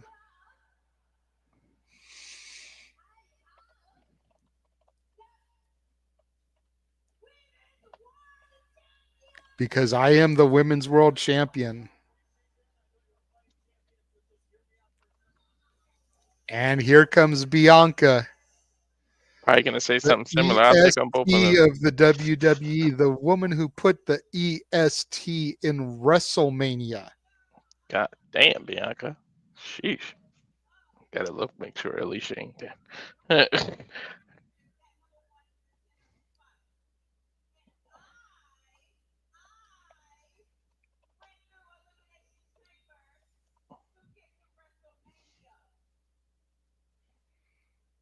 Bianca reiterating what Pierce said.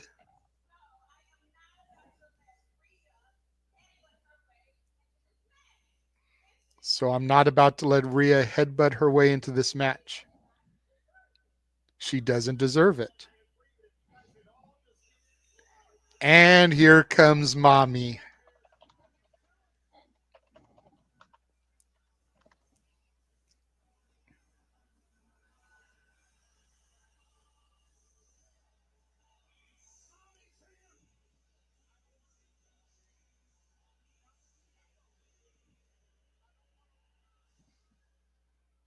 Damn, all three of these women looking good with they're wearing shit. Hmm.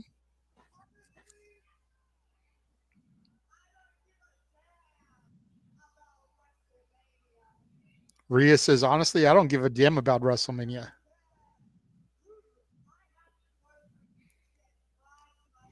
And I don't care who I have to go through to get my title back.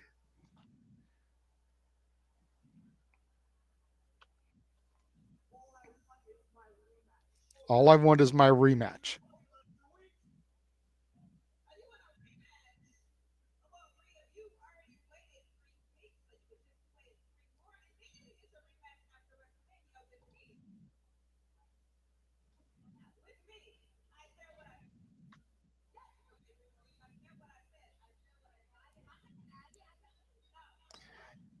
EO getting pie faced again. How much longer is EO going to take this disrespect?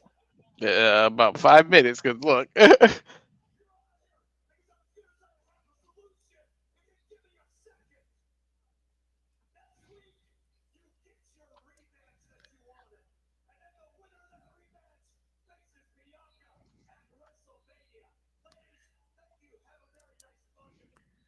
Next week on Raw, Rhea gets her rematch, and the winner gets to face Bianca at WrestleMania. okay.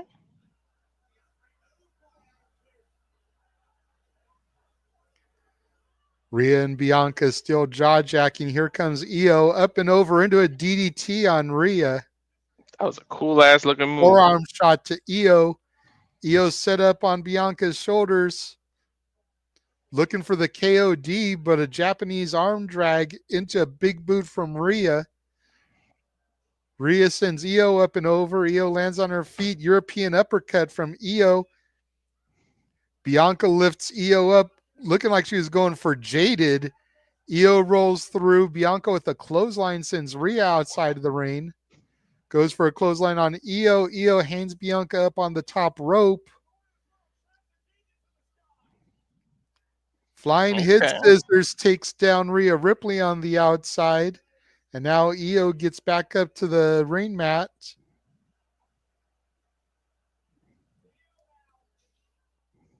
Springboard off the top, lands on her feet. Bianca has EO up. KOD sends EO to the outside into the arms of Rhea Ripley. Both women land on the mat, and Bianca stands tall with the Women's World Heavyweight Championship in the air. Mm. You know that's gonna be a no finish next week. Or a time limit draw or a double pinfall. There's going to be something. You're right. And now there is Penta El Cielo Miedo.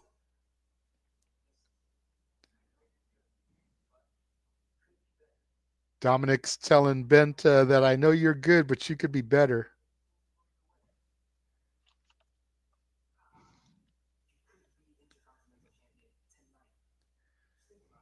Dominic telling Penta he could be Intercontinental Champion tonight if he's down to join Judgment Day. Just think about it.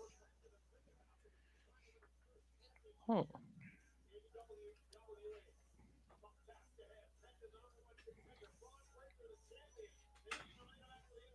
Still to come tonight.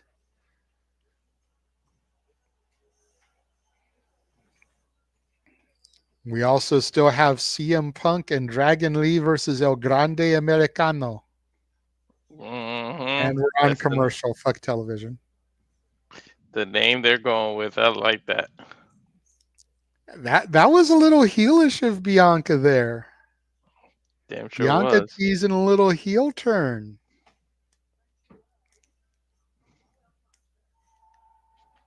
Mm-hmm. Yo looked strong until the end though, so I like that she got her licks in. Mm-hmm.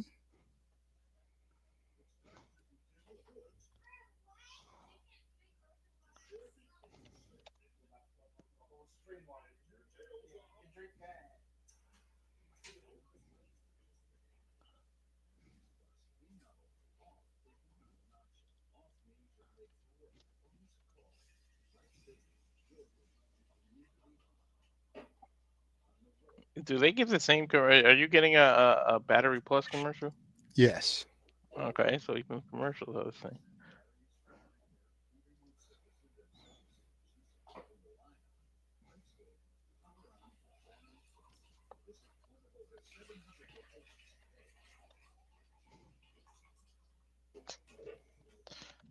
It's definitely leading to a triple threat, though. Hmm. We knew it would. Of course.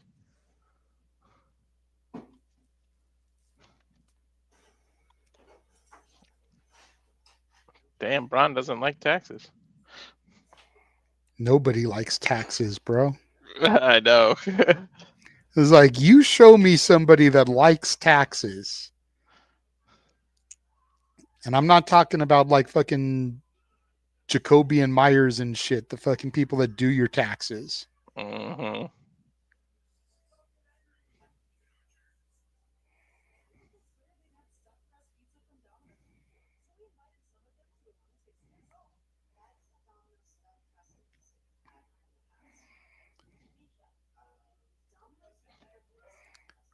So next week's Raw is already looking like it's going to be a stacked show. Yeah, Gunther definitely. versus Jay Uso, Rhea versus Io. Winner gets Bianca at Mania.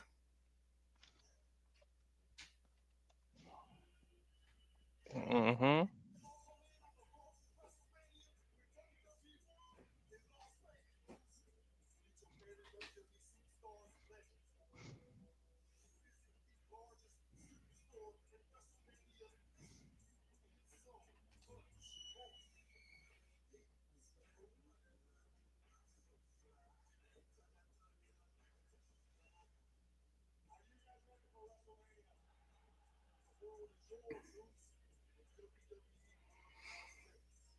Commercial for WWE World Las Vegas where you can meet all the superstars. Pretty sure Los Domingos will be there for part of that. And then the One Dead Man show, Undertaker telling stories of his career.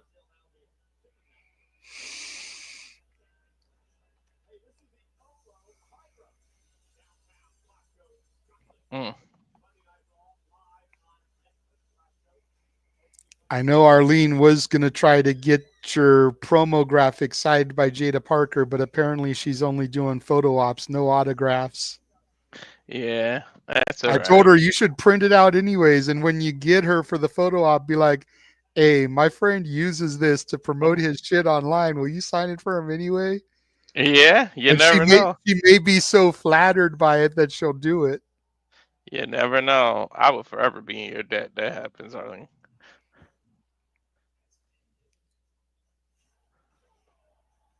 Getting a War Raiders video package.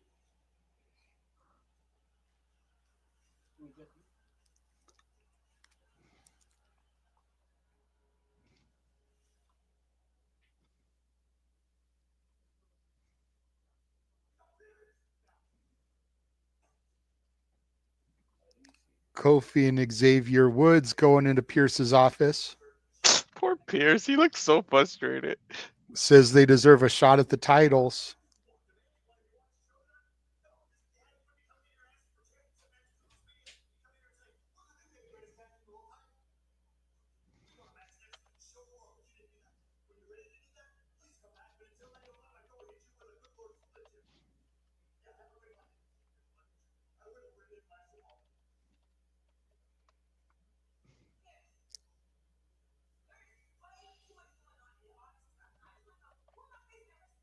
Poor Pierce.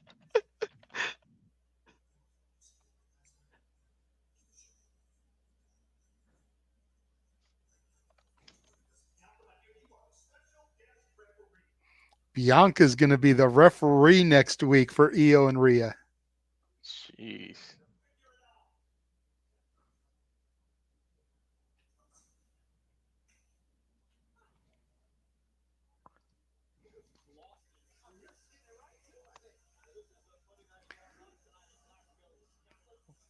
That was an interesting twist. I wasn't expecting that. I mean, what better way? Bianca controls her destiny. Who does she want to face? Yeah, she gonna lay them both out. But I like the little twist with the New Day there, how they came in wanting a title match at WrestleMania, and Pierce is like, how about you come in here talking about you want to prove that you deserve a title opportunity? That's true. Here we go. Our first look at El Grande Americano, his own music.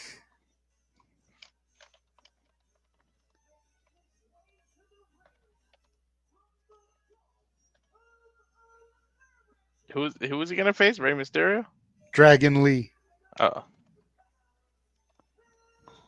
from the Gulf of America. El Grande Americano. I love that they went there. He even does the Chad Gable a thank you taunt. Like, come on, bro. Almost everything else you're doing is not Chad Gable, but then you did the a thank you. And it's Hmm. like, bro, that killed it right there. I mean, granted, he's not the first guy to do a double peace sign, but Chad Gable is definitively trying to convince us it's not him, and then you did one of his things. That's true. Dragon Lee comes right in, both men with some standing switches. El Grande Americano doing some great amateur wrestling here. Jeez, wonder if he has an amateur wrestling background. Nice lucha arm drag by El Grande Americano. These fans in Scotland doing an Olay chant. Chop to Dragon Lee in the corner. Irish whip reversal sends El Grande into the corner. Up and over the top rope goes Dragon Lee. And a nice forearm smash from El Grande Americano drops Dragon Lee to the mats.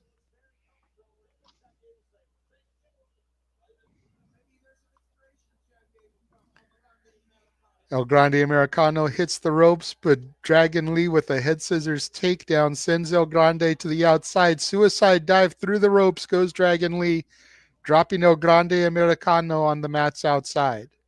Hmm. Dragon Lee throws El Grande Americano back into the ring.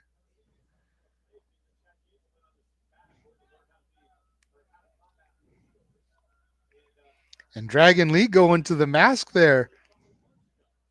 Dragon Lee Cool. knows how disrespectful it is for the mask to be ripped off. And I'm that's what he's surprised he trying to did. do to El Grande Americano. Surprised he did that. Dragon Lee goes for a power bomb, but El Grande Americano transitions it into a Hurricane Lana. El Grande with the pinfall gets a 2 count.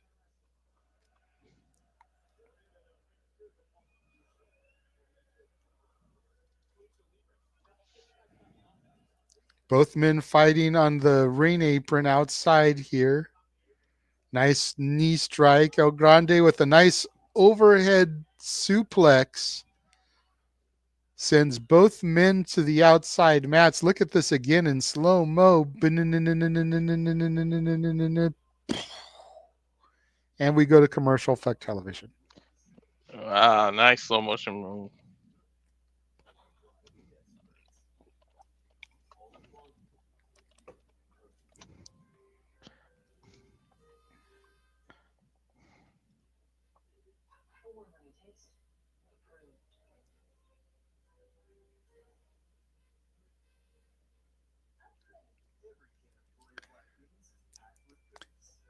And we're doing a Goya Black Beans commercial while we got a lucha mask going.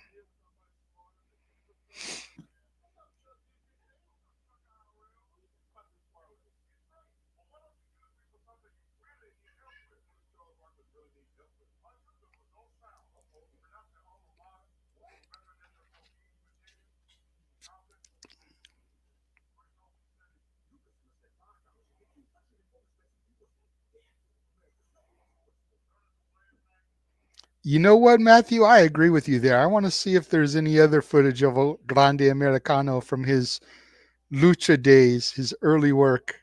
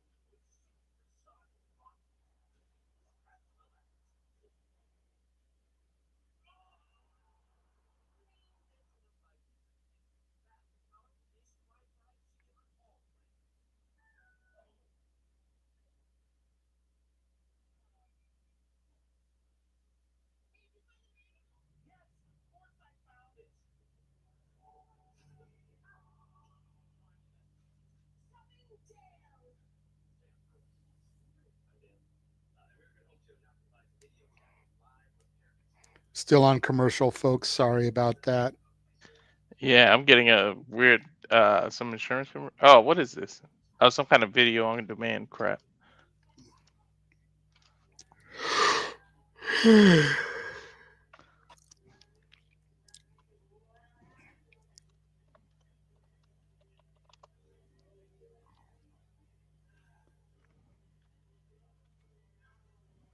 Now we're getting a rum commercial. Kraken spiced rum. But why is the rum always gone? Mm-hmm. In my house, it's gone because we don't carry rum. We are back now live. Dragon Lee trying to get into a dominant position here with El Grande Americano. Nice takeover. Hooks the leg, gets a 2 count on El Grande. El Grande ducks the clothesline and a knee strike from Dragon Lee drops El Grande Americano.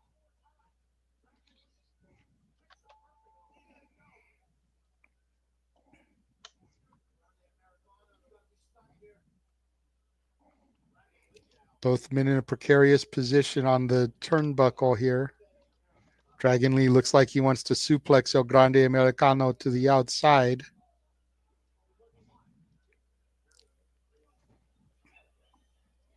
El Grande tied up in the tree of woe there. Dragon Lee climbing up. Double stomp to the chest of El Grande Americano sends him to the outside. Look at this again. Almost a swerve stomp. Coup de That's a grace. nice stunt. But Dragon Lee looks like he might have rocked his kneecap there. You can see him kind of flex it, get some blood and circulation back. Mm-hmm. Referee's at what, 6? 7. Dragon Lee trying to stand, but he dropped. 9. El Grande and Dragon Lee both roll into the ring. Well, that was totally non-expected. I thought maybe El Grande would win there because Dragon Lee couldn't get back to his feet. You know? Both men chopping back and forth in the middle of the ring. Knife edge chops by El Grande, overhand chops by Dragon Lee. Boot to the face. Roaring elbow from El Grande. Slingshot German suplex from Dragon Lee to El Grande Americano. Super kick rocks El Grande. Dragon Lee back in the corner. Up and over, overhead release suplex by El Grande. Forearm on the throat, hooks the leg, only gets a 2 count. Look at this again. Nice, beautiful. Oh my God, his head almost went straight into the turnbuckle before the flip happened. Whoa, that was dangerously close. I don't know if it was just because the slow motion, but that was close at least in the replay. El Grande Americano ascending the top rope. Moonsault lands on his feet. What have we got here? Dragon Lee counters whatever it was into a huge power bomb. El Grande Americano kicks out. Dragon Lee thinks he's in top position here, says that's it. Sets El Grande up in the ropes there. Crowd chanting, "This is awesome." I do agree. Can't wait to learn more about this person. First time we get to see him, and he makes a Oh, big debut on Monday Night Raw. Dragon Lee had his mask ripped off. Ooh. Dragon Lee doing everything he can to protect his identity.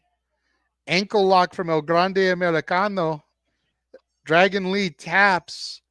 Still doing everything he can to keep his identity covered, protected. Both hands over his face. Mm. We need to get a towel or something so that we can cover his face. Right.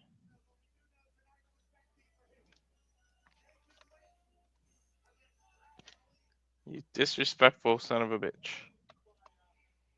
I'm not sure if that was intentional. I mean, it might have been, but it looked like it was a complete accident. Yeah, I hope. In execution, it looked accidental, but it also could have been planned to be like that. So I'd love to Yeah, see a replay of that. you just never know. I feel like that's how we know. If they show a replay of it, then you know it was planned. If they don't, it might have been accidental. Yeah, And I agree, Chad Gable should be fighting for the WWE Championship, but that was El Grande Americano. That wasn't Chad Gable. exactly. Well, what a debut for him to be on Monday Night Raw. They didn't have to go through the NXT system, didn't have to go to LFG. Good for him. Just straight from the Gulf of America to Monday Night Raw. Mm-hmm. Debuting overseas, big name we fought against. Might have a bright future on this guy. I agree. Could see him winning the Intercontinental Championship. Hmm.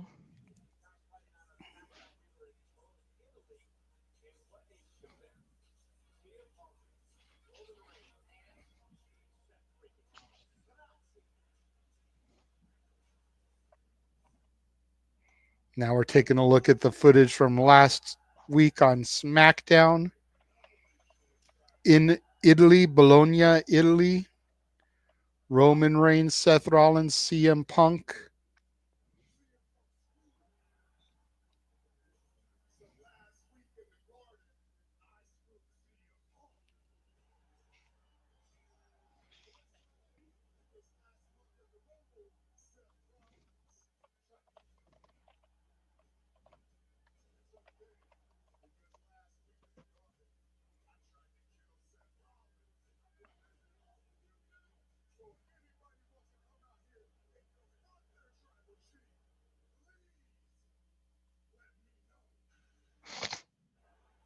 This was a great segment here. Yeah,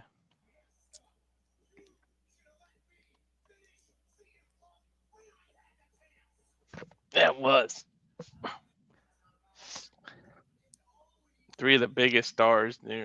Can you just imagine main eventing and there's nothing like on the line? That's unprecedented if they do that.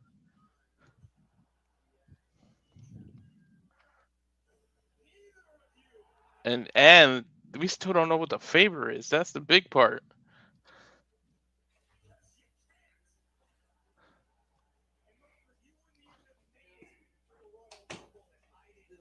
That's the X factor in all this. We don't know what the favor is. Mm-hmm. That's the mistake right there. We just saw Pump bring it up. I feel like he should have got attacked when he brought it up. Otherwise, why you bringing it up if you're gonna start the attack and not mention it anymore? But that's just nitpicking. But I just feel like it would have made more sense if he got interrupted in the middle of trying to tell the secret or the favor and got beat up.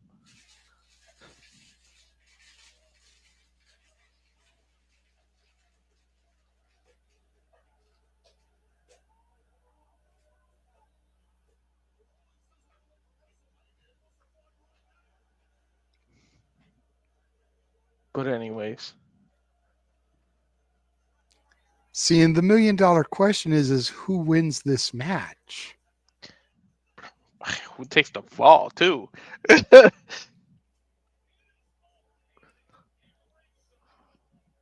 And what do they win? Just pride?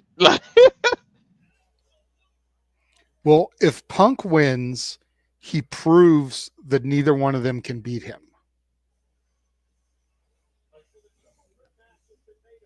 If Seth wins and pins Punk, he still couldn't beat him without Roman's help because it was a triple threat. Same with Roman. If Roman pins Punk, still couldn't beat him without the other one's help. If Yeah, Seth that's true. pins Roman, finally, then it proves that it could have been done all along, just wasn't. If Roman wins, he proves that he is still the dominant force in the WWE, championship or not, as we get the voice of the voiceless, the Second City Saint, CM Punk, the cult of personality himself, coming to the ring.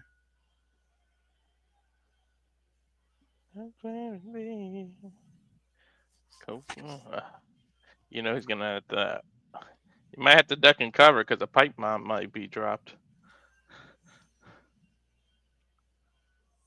He's gonna have a lot to say after Friday. It's clobbering time.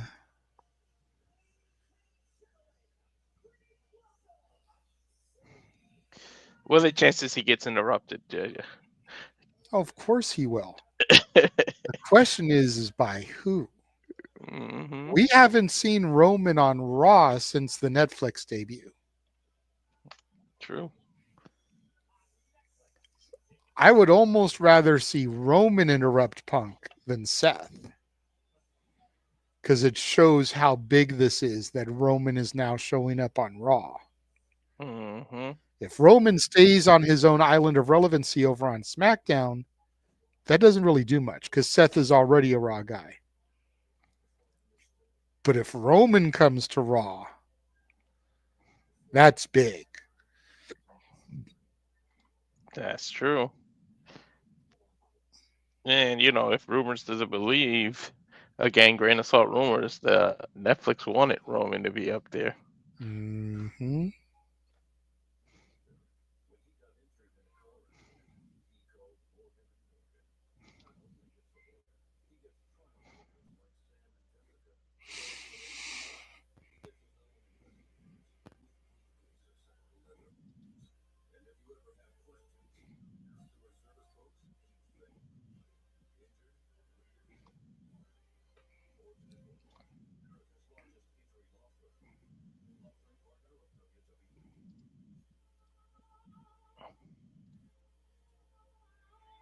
Now we're getting that tax commercial with Rey Mysterio.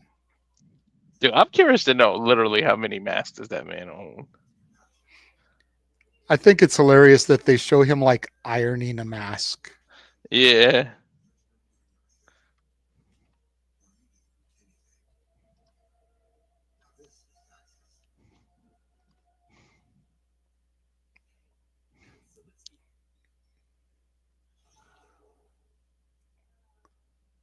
This commercial I think is dumb. The Snickers pecan one. Yeah. Spill the tea, I think. Yeah, I thought it was hilarious the first couple of times because she took it so literal. But then the more I see it, the more I'm like, this chick couldn't be that dumb. Like, come on.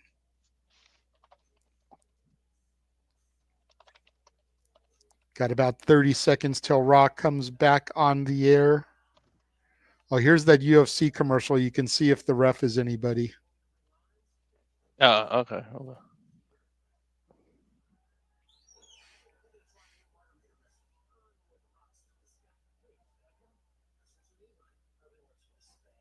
on. Not that I recognize. Hmm. Should have used Herb Dean. Right? That's like the most iconic UFC referee. Hmm.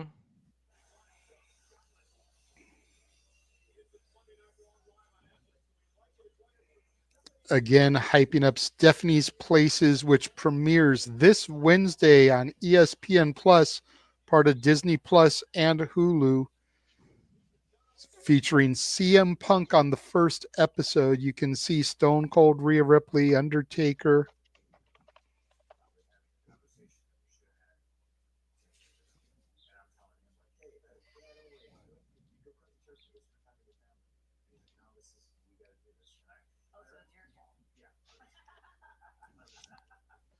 I can't believe Stephanie and CM Punk are doing. Mm-hmm.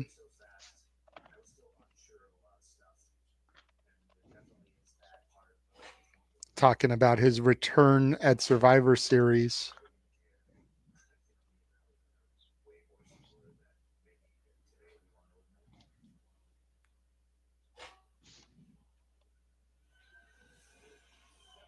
Talking about how Punk and Triple H are more similar than either one of them really wants to admit.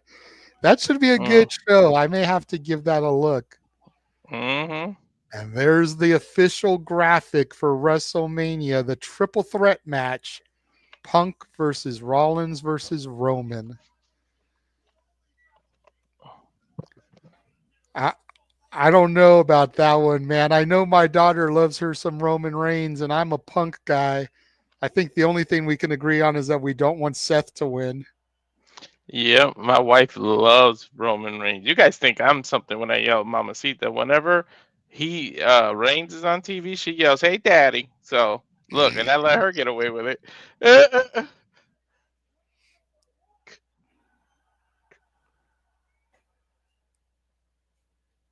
God, look at how many people are there for Raw.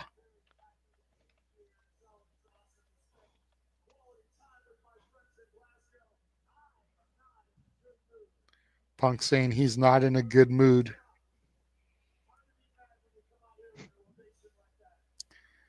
Because he's pissed off, but it's hard to be mad when you come out to an ovation like he did. Wife saying you have no choice but to let me. Sheesh.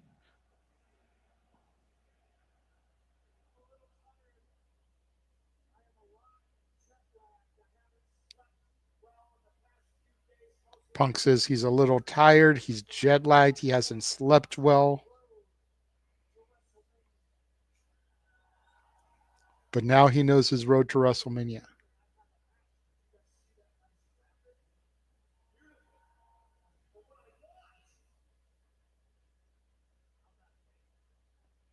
But what he wants, he's not getting.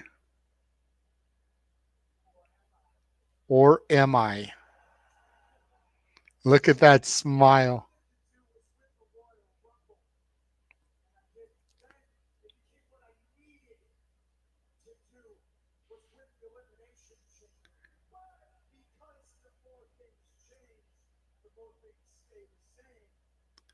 Says he wanted to win the Rumble, but he didn't. Then he needed to win the Chamber, but he didn't. And the more things change, the more they stay the same.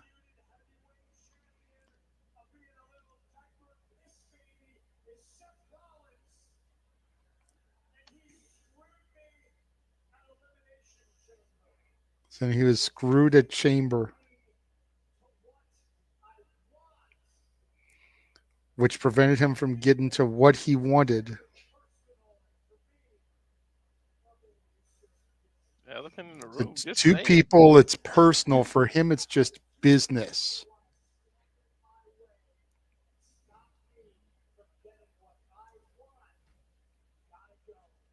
The two men that stand in my way from getting what he wants have got to go.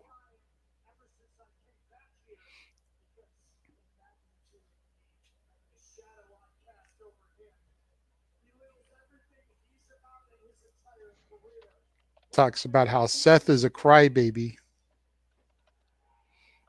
and Roman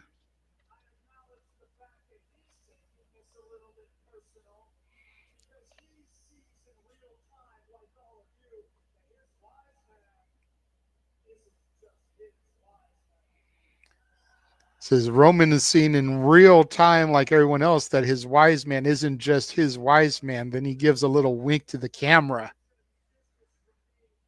Interesting.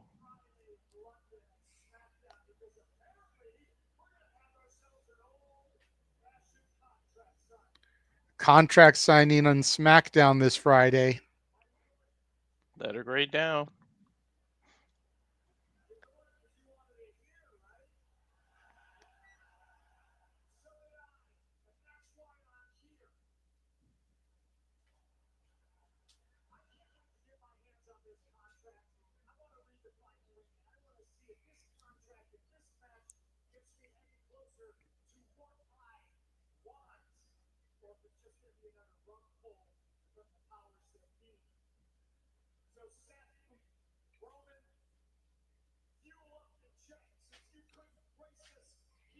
Seth Roman, fuel up the jet since you couldn't grace us with your presence here.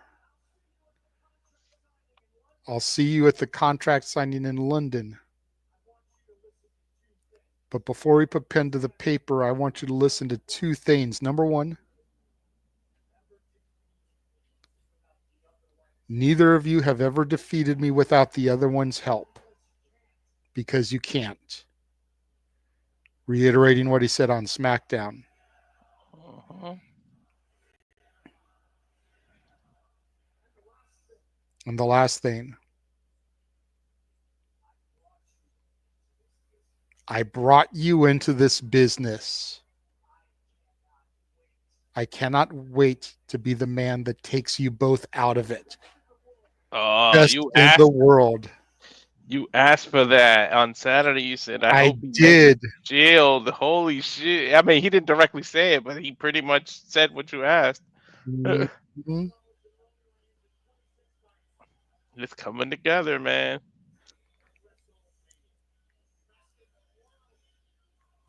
God, I want him to go more in depth on it because that would just be such great television.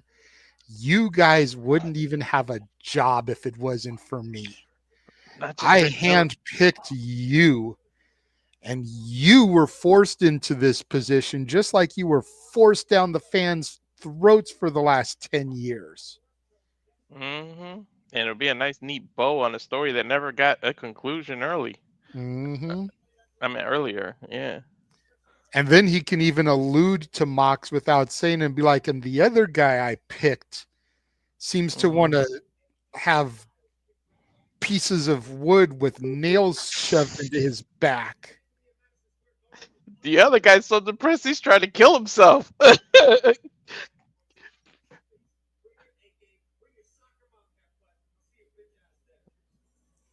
Logan Paul calling out AJ Styles for next week in London. Again, special start time, 3 Eastern, noon Pacific.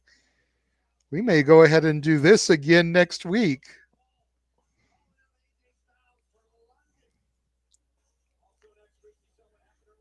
Logan Paul calls out AJ Styles, Jimmy Uso versus the Reign General Gunther.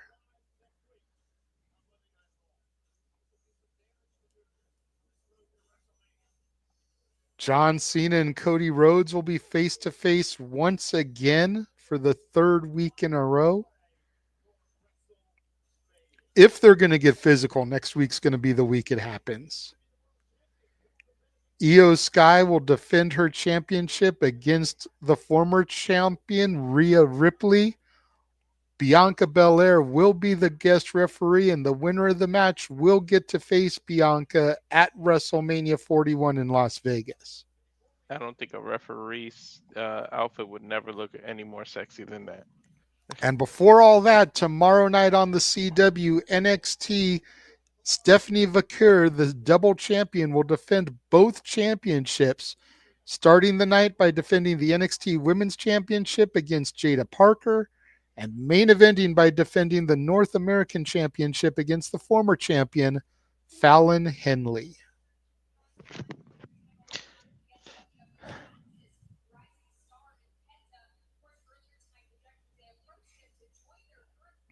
To go Kathy backstage. Kelly talking to Braun Breaker ahead of their match.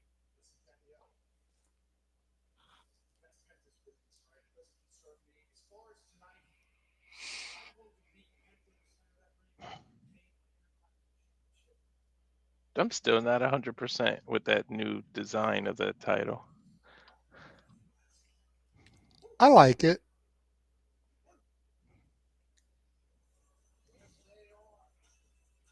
I feel like it's enough of a throwback to the old school Intercontinental title that like Randy Savage held.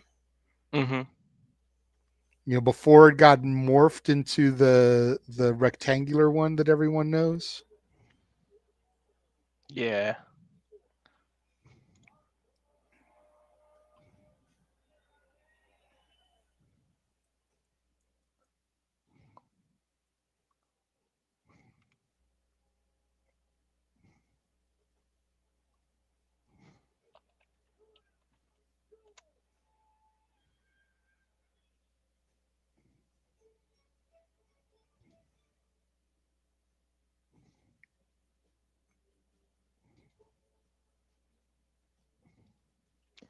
Back to commercials. What's this one?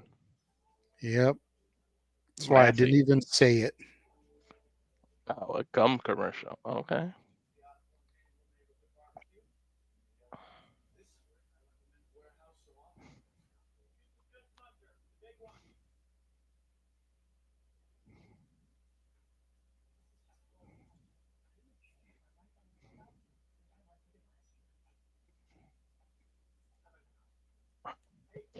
So chances of a pull apart brawl on SmackDown because it's a contract signing. Oh, 100%. Damn, 100%. poor Aaron's gonna suffer through putting a letter grade down because of the contract, and then it's a pull apart brawl. Hmm. He's got both to worry about. Two for one. I mean, maybe he'll give it a break because it'll be early. He's got a VPN, so I think he watches SmackDown when they air it.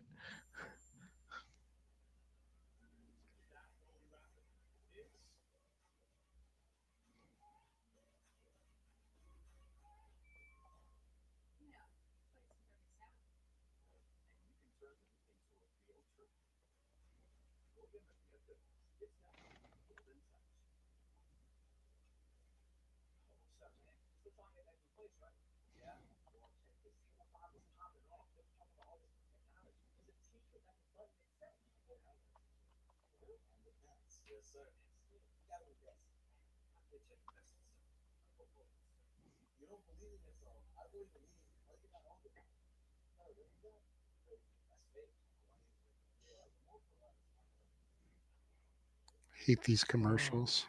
Me too. That's why I got quiet. I was trying to think of the stuff, but jeez.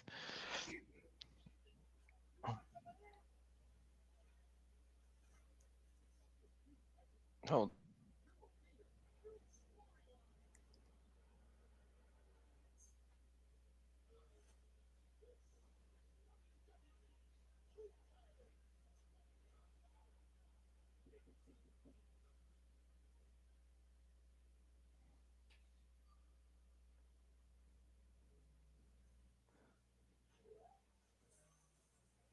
All right, here we go. Yeet shirt. I gotta give me. I gotta support Jay. I don't got any. I got all these people. I got a freaking Jacob Fatu shirt before I got a Jay Uso shirt. Right.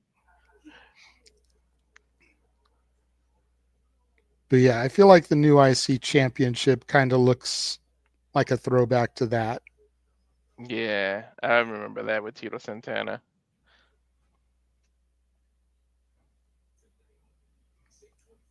Yeah, if I get a Jey Uso shirt, I'm gonna go to Timu. I actually saw a Yeet Mania shirt Mm. that I think I'll get. I feel like Timu. I can't trust them. They won't. The size won't be right to my big ass. The sizes run pretty good.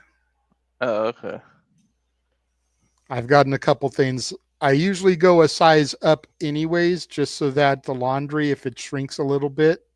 So I usually give myself a 3X anyways, and they Mm-hmm. usually fit good. Oh, okay.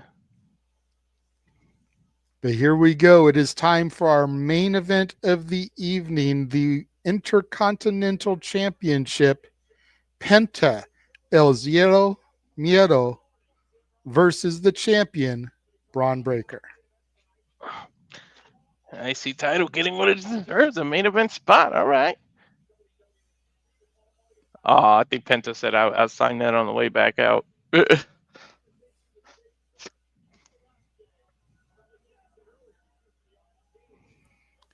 Penta teaching kids to throw gang signs. Right? It's hilarious, actually. I mean, stop me when I'm telling lies. It's true.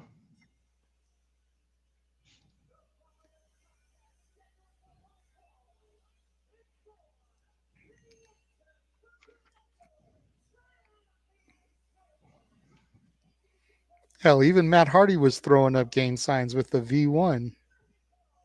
Especially where I'm from, that's actually seriously one. Same, down in Long Beach.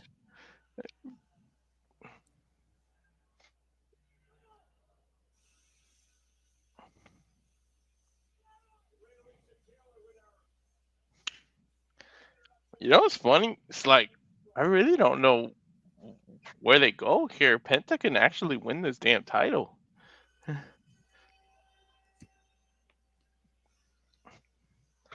I mean, I mean, does Braun Breaker retain and we have another multi man match at WrestleMania with all the people that have challenged and fallen to Braun Breaker with hmm guys like Sheamus and Penta and Finn?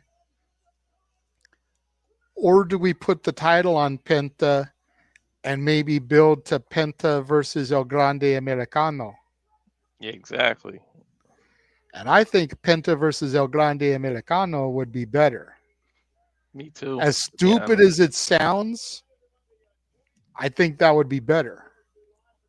It don't sound stupid to me. I think it would be better too. And I then, because I just then, think it's dumb because of the gimmick. Like we know who it is, yeah, but we got to try and play like we don't know who it is. hmm the worst kept So secret. that's why I think it's stupid.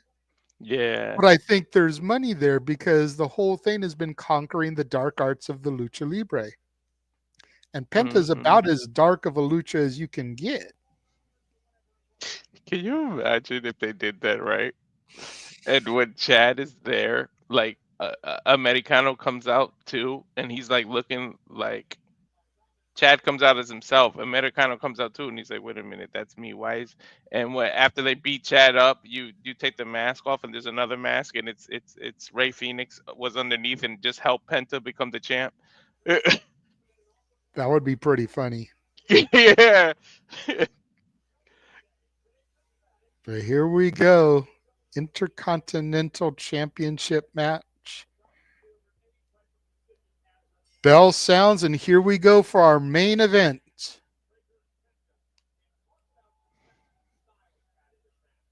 Damn, Penta's been what 3 months, 2 months in the company already gets a main event IC title match. Yeah, about 2 months because he debuted the Raw after the debut, so the 13th of January. Damn, So a little over 2 months with the company. Tony really don't know what he had, man. Whole crowd here in Glasgow chanting, "Let's go, Penta." Uh-huh.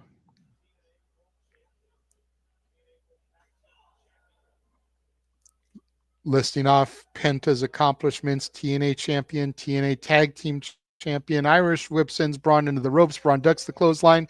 Braun getting up ahead of steam. Nice clothesline takes down Penta. Braun trying to get the dogs barking here. Even if they could mention the other company, they can't mention any accomplishments. Signed a contract over there, did nothing else.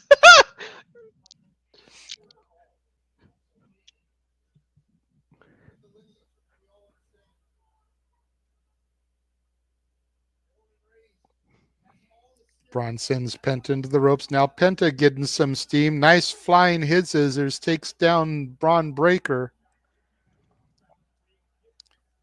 Now Braun moving in the shadows. Penta springboard into a knee strike by Braun. Mm. Penta rocked and outside the ring in front of the announce position. You Both know, men I'm wearing red here tonight, too. That's kind of an interesting choice. right. Oof. Braun comes off the ring apron. Nice side clothesline. Takes Penta down over the announce table. Both men on the ground. Braun looks like he's holding his hip. He may have done some damage there. And here comes Dominic and Carlito from the Judgment Day. Of Freaking course, Braun, the man. offer has been made for Penta to join the Judgment Day here. We will have to see what happens if they're getting involved here. Fuck television. Freaking Braun, man. Big men should not be moving like that. He like, sheesh, he could do it all.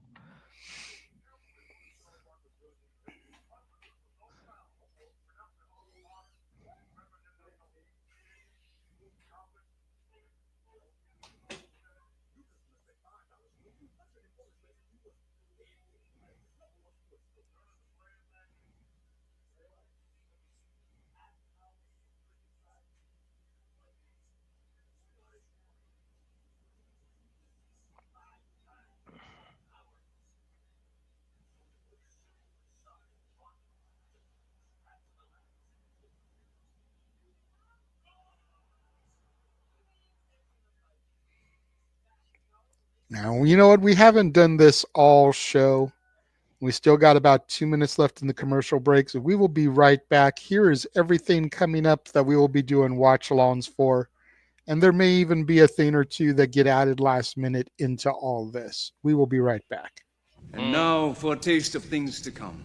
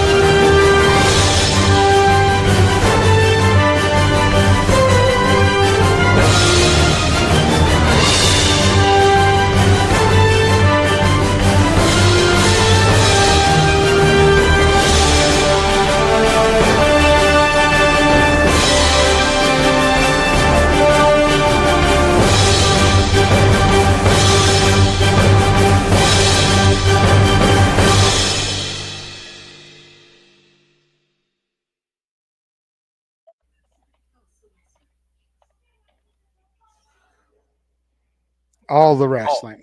I was just gonna do it too. Yeah, and Damn it! I want. apparently AEW has made a special dynamite for the Wednesday going into Mania, the same day we have the Dragon Gate show. It's supposed to be a spring break something episode of Dynamite, and apparently that is the week that Dynamite will surpass Nitro for longest, for longevity. Yep, I was gonna bring that up on the Spaces Wednesday as one of the topics. I'm sure we'll be doing a watch along of that in addition to the Dragon Gate show.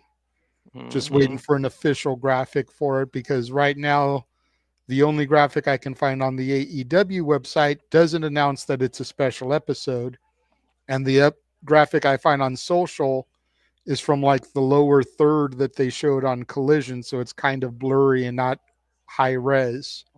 Uh, As we're back to this matchup, Penta with a super kick just took Braun Breaker down to the mat. Both men spent, both men on the canvas, trying to get their wherewithal back about them.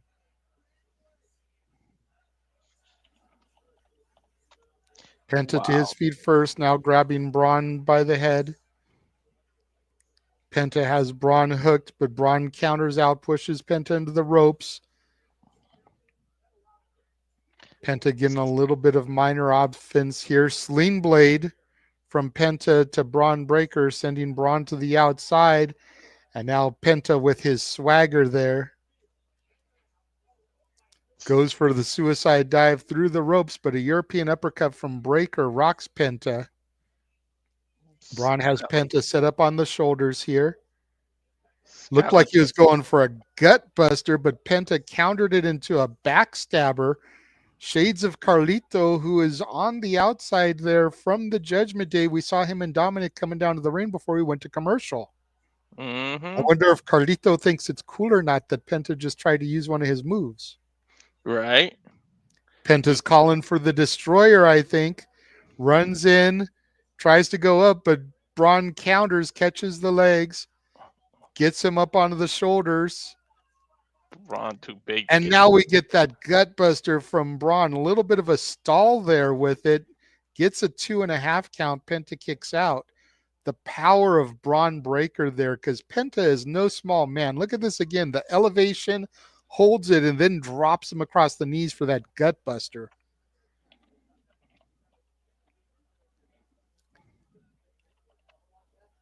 Braun in the corner, stalking his prey.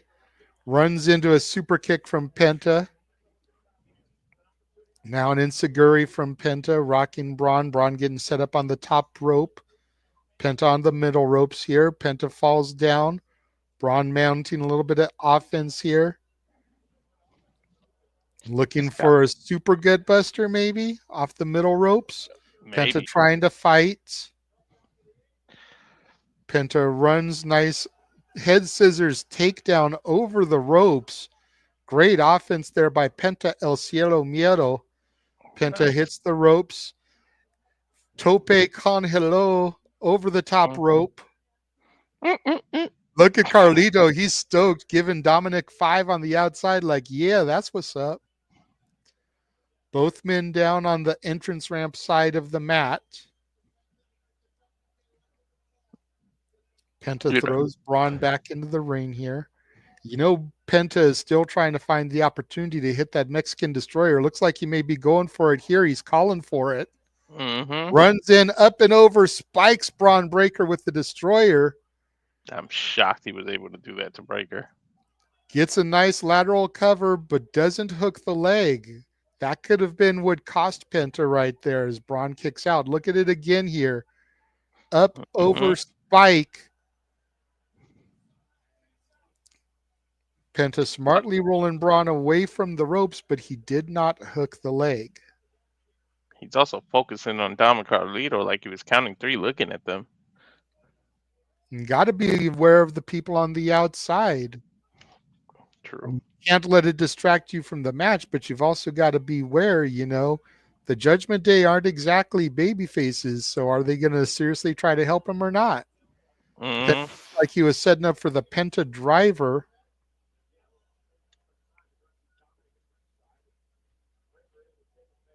Penta definitely wouldn't fit the Judgment Day.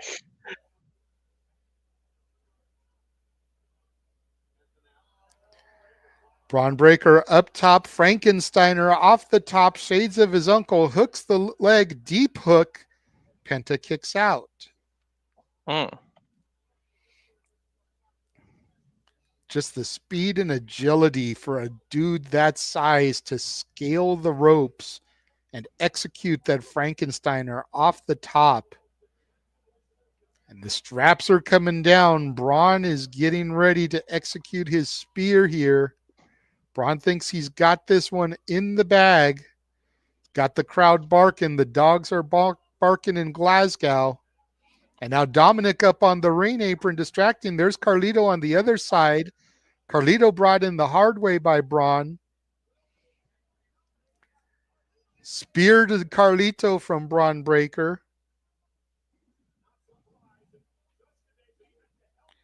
And Dominic chop blocks Braun. And there's the bell. Match thrown out. This is a disqualification. Braun Breaker is going to win here via DQ.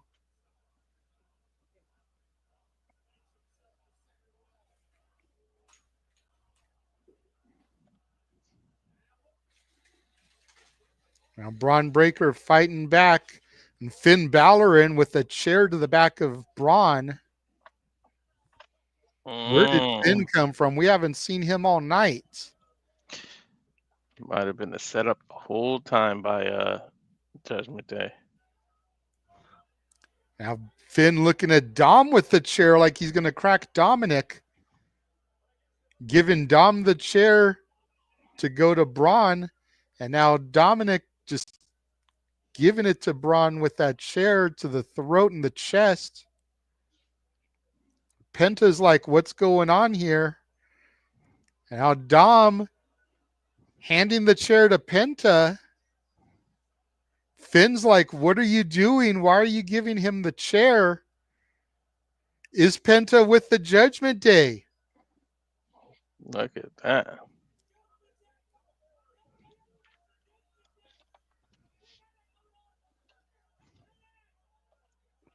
Métale, hit him, do it. That's what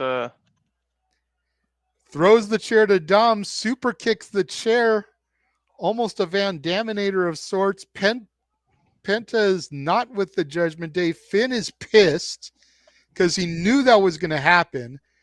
And now Finn stomping on Penta, gets the chair. and cracks Braun to the back, sending Braun to the outside. Now throwing the chair down in front of Dominic. Finn Balor is not happy with Dom Dom right now. Coup de grace to Penta.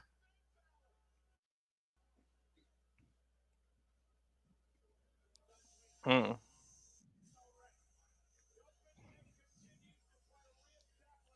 Finn extends his arm to Dom to bring him back to his feet.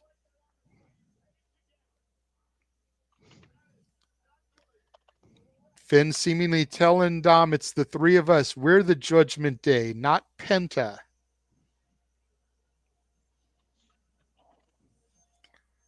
As Balor, Carlito, and Mysterio stand tall over the fallen Penta El Cielo Miedo.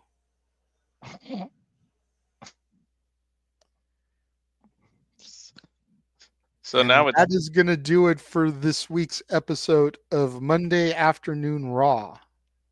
Faxium, Aton Down Under, and Judgment Day. Is like, which one breaks up first? Because every time you think they're doing it. Right?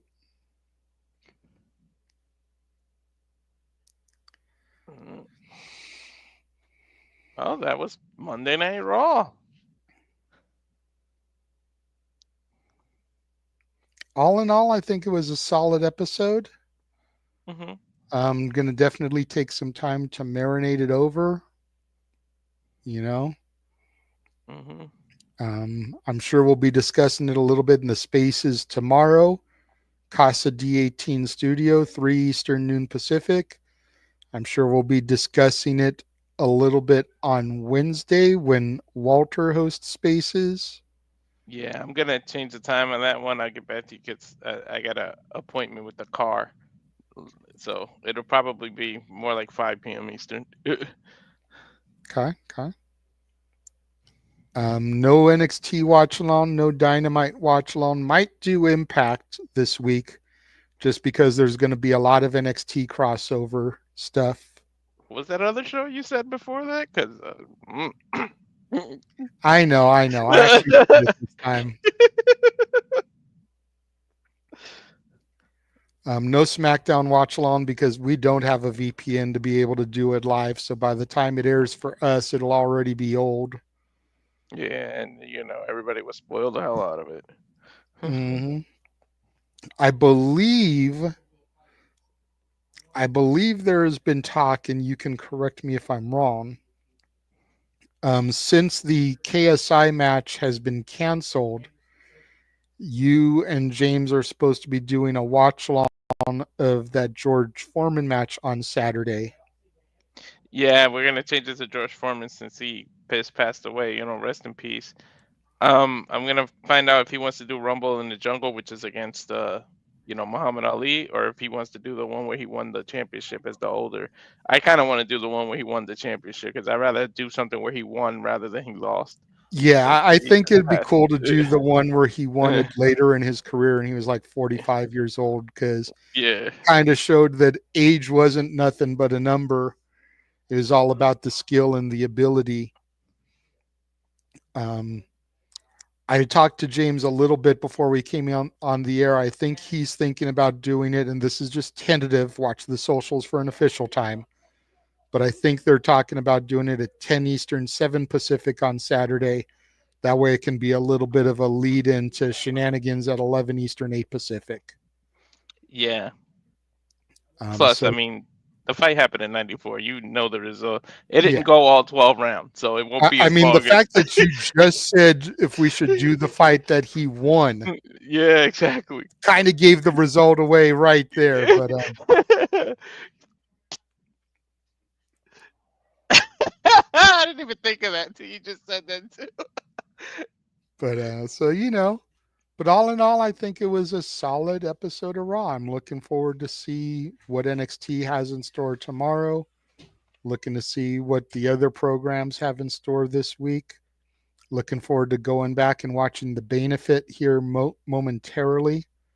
As soon as we get off the air, I'm probably going to load the dishwasher with some dishes, start that up, and then start up the Benefit.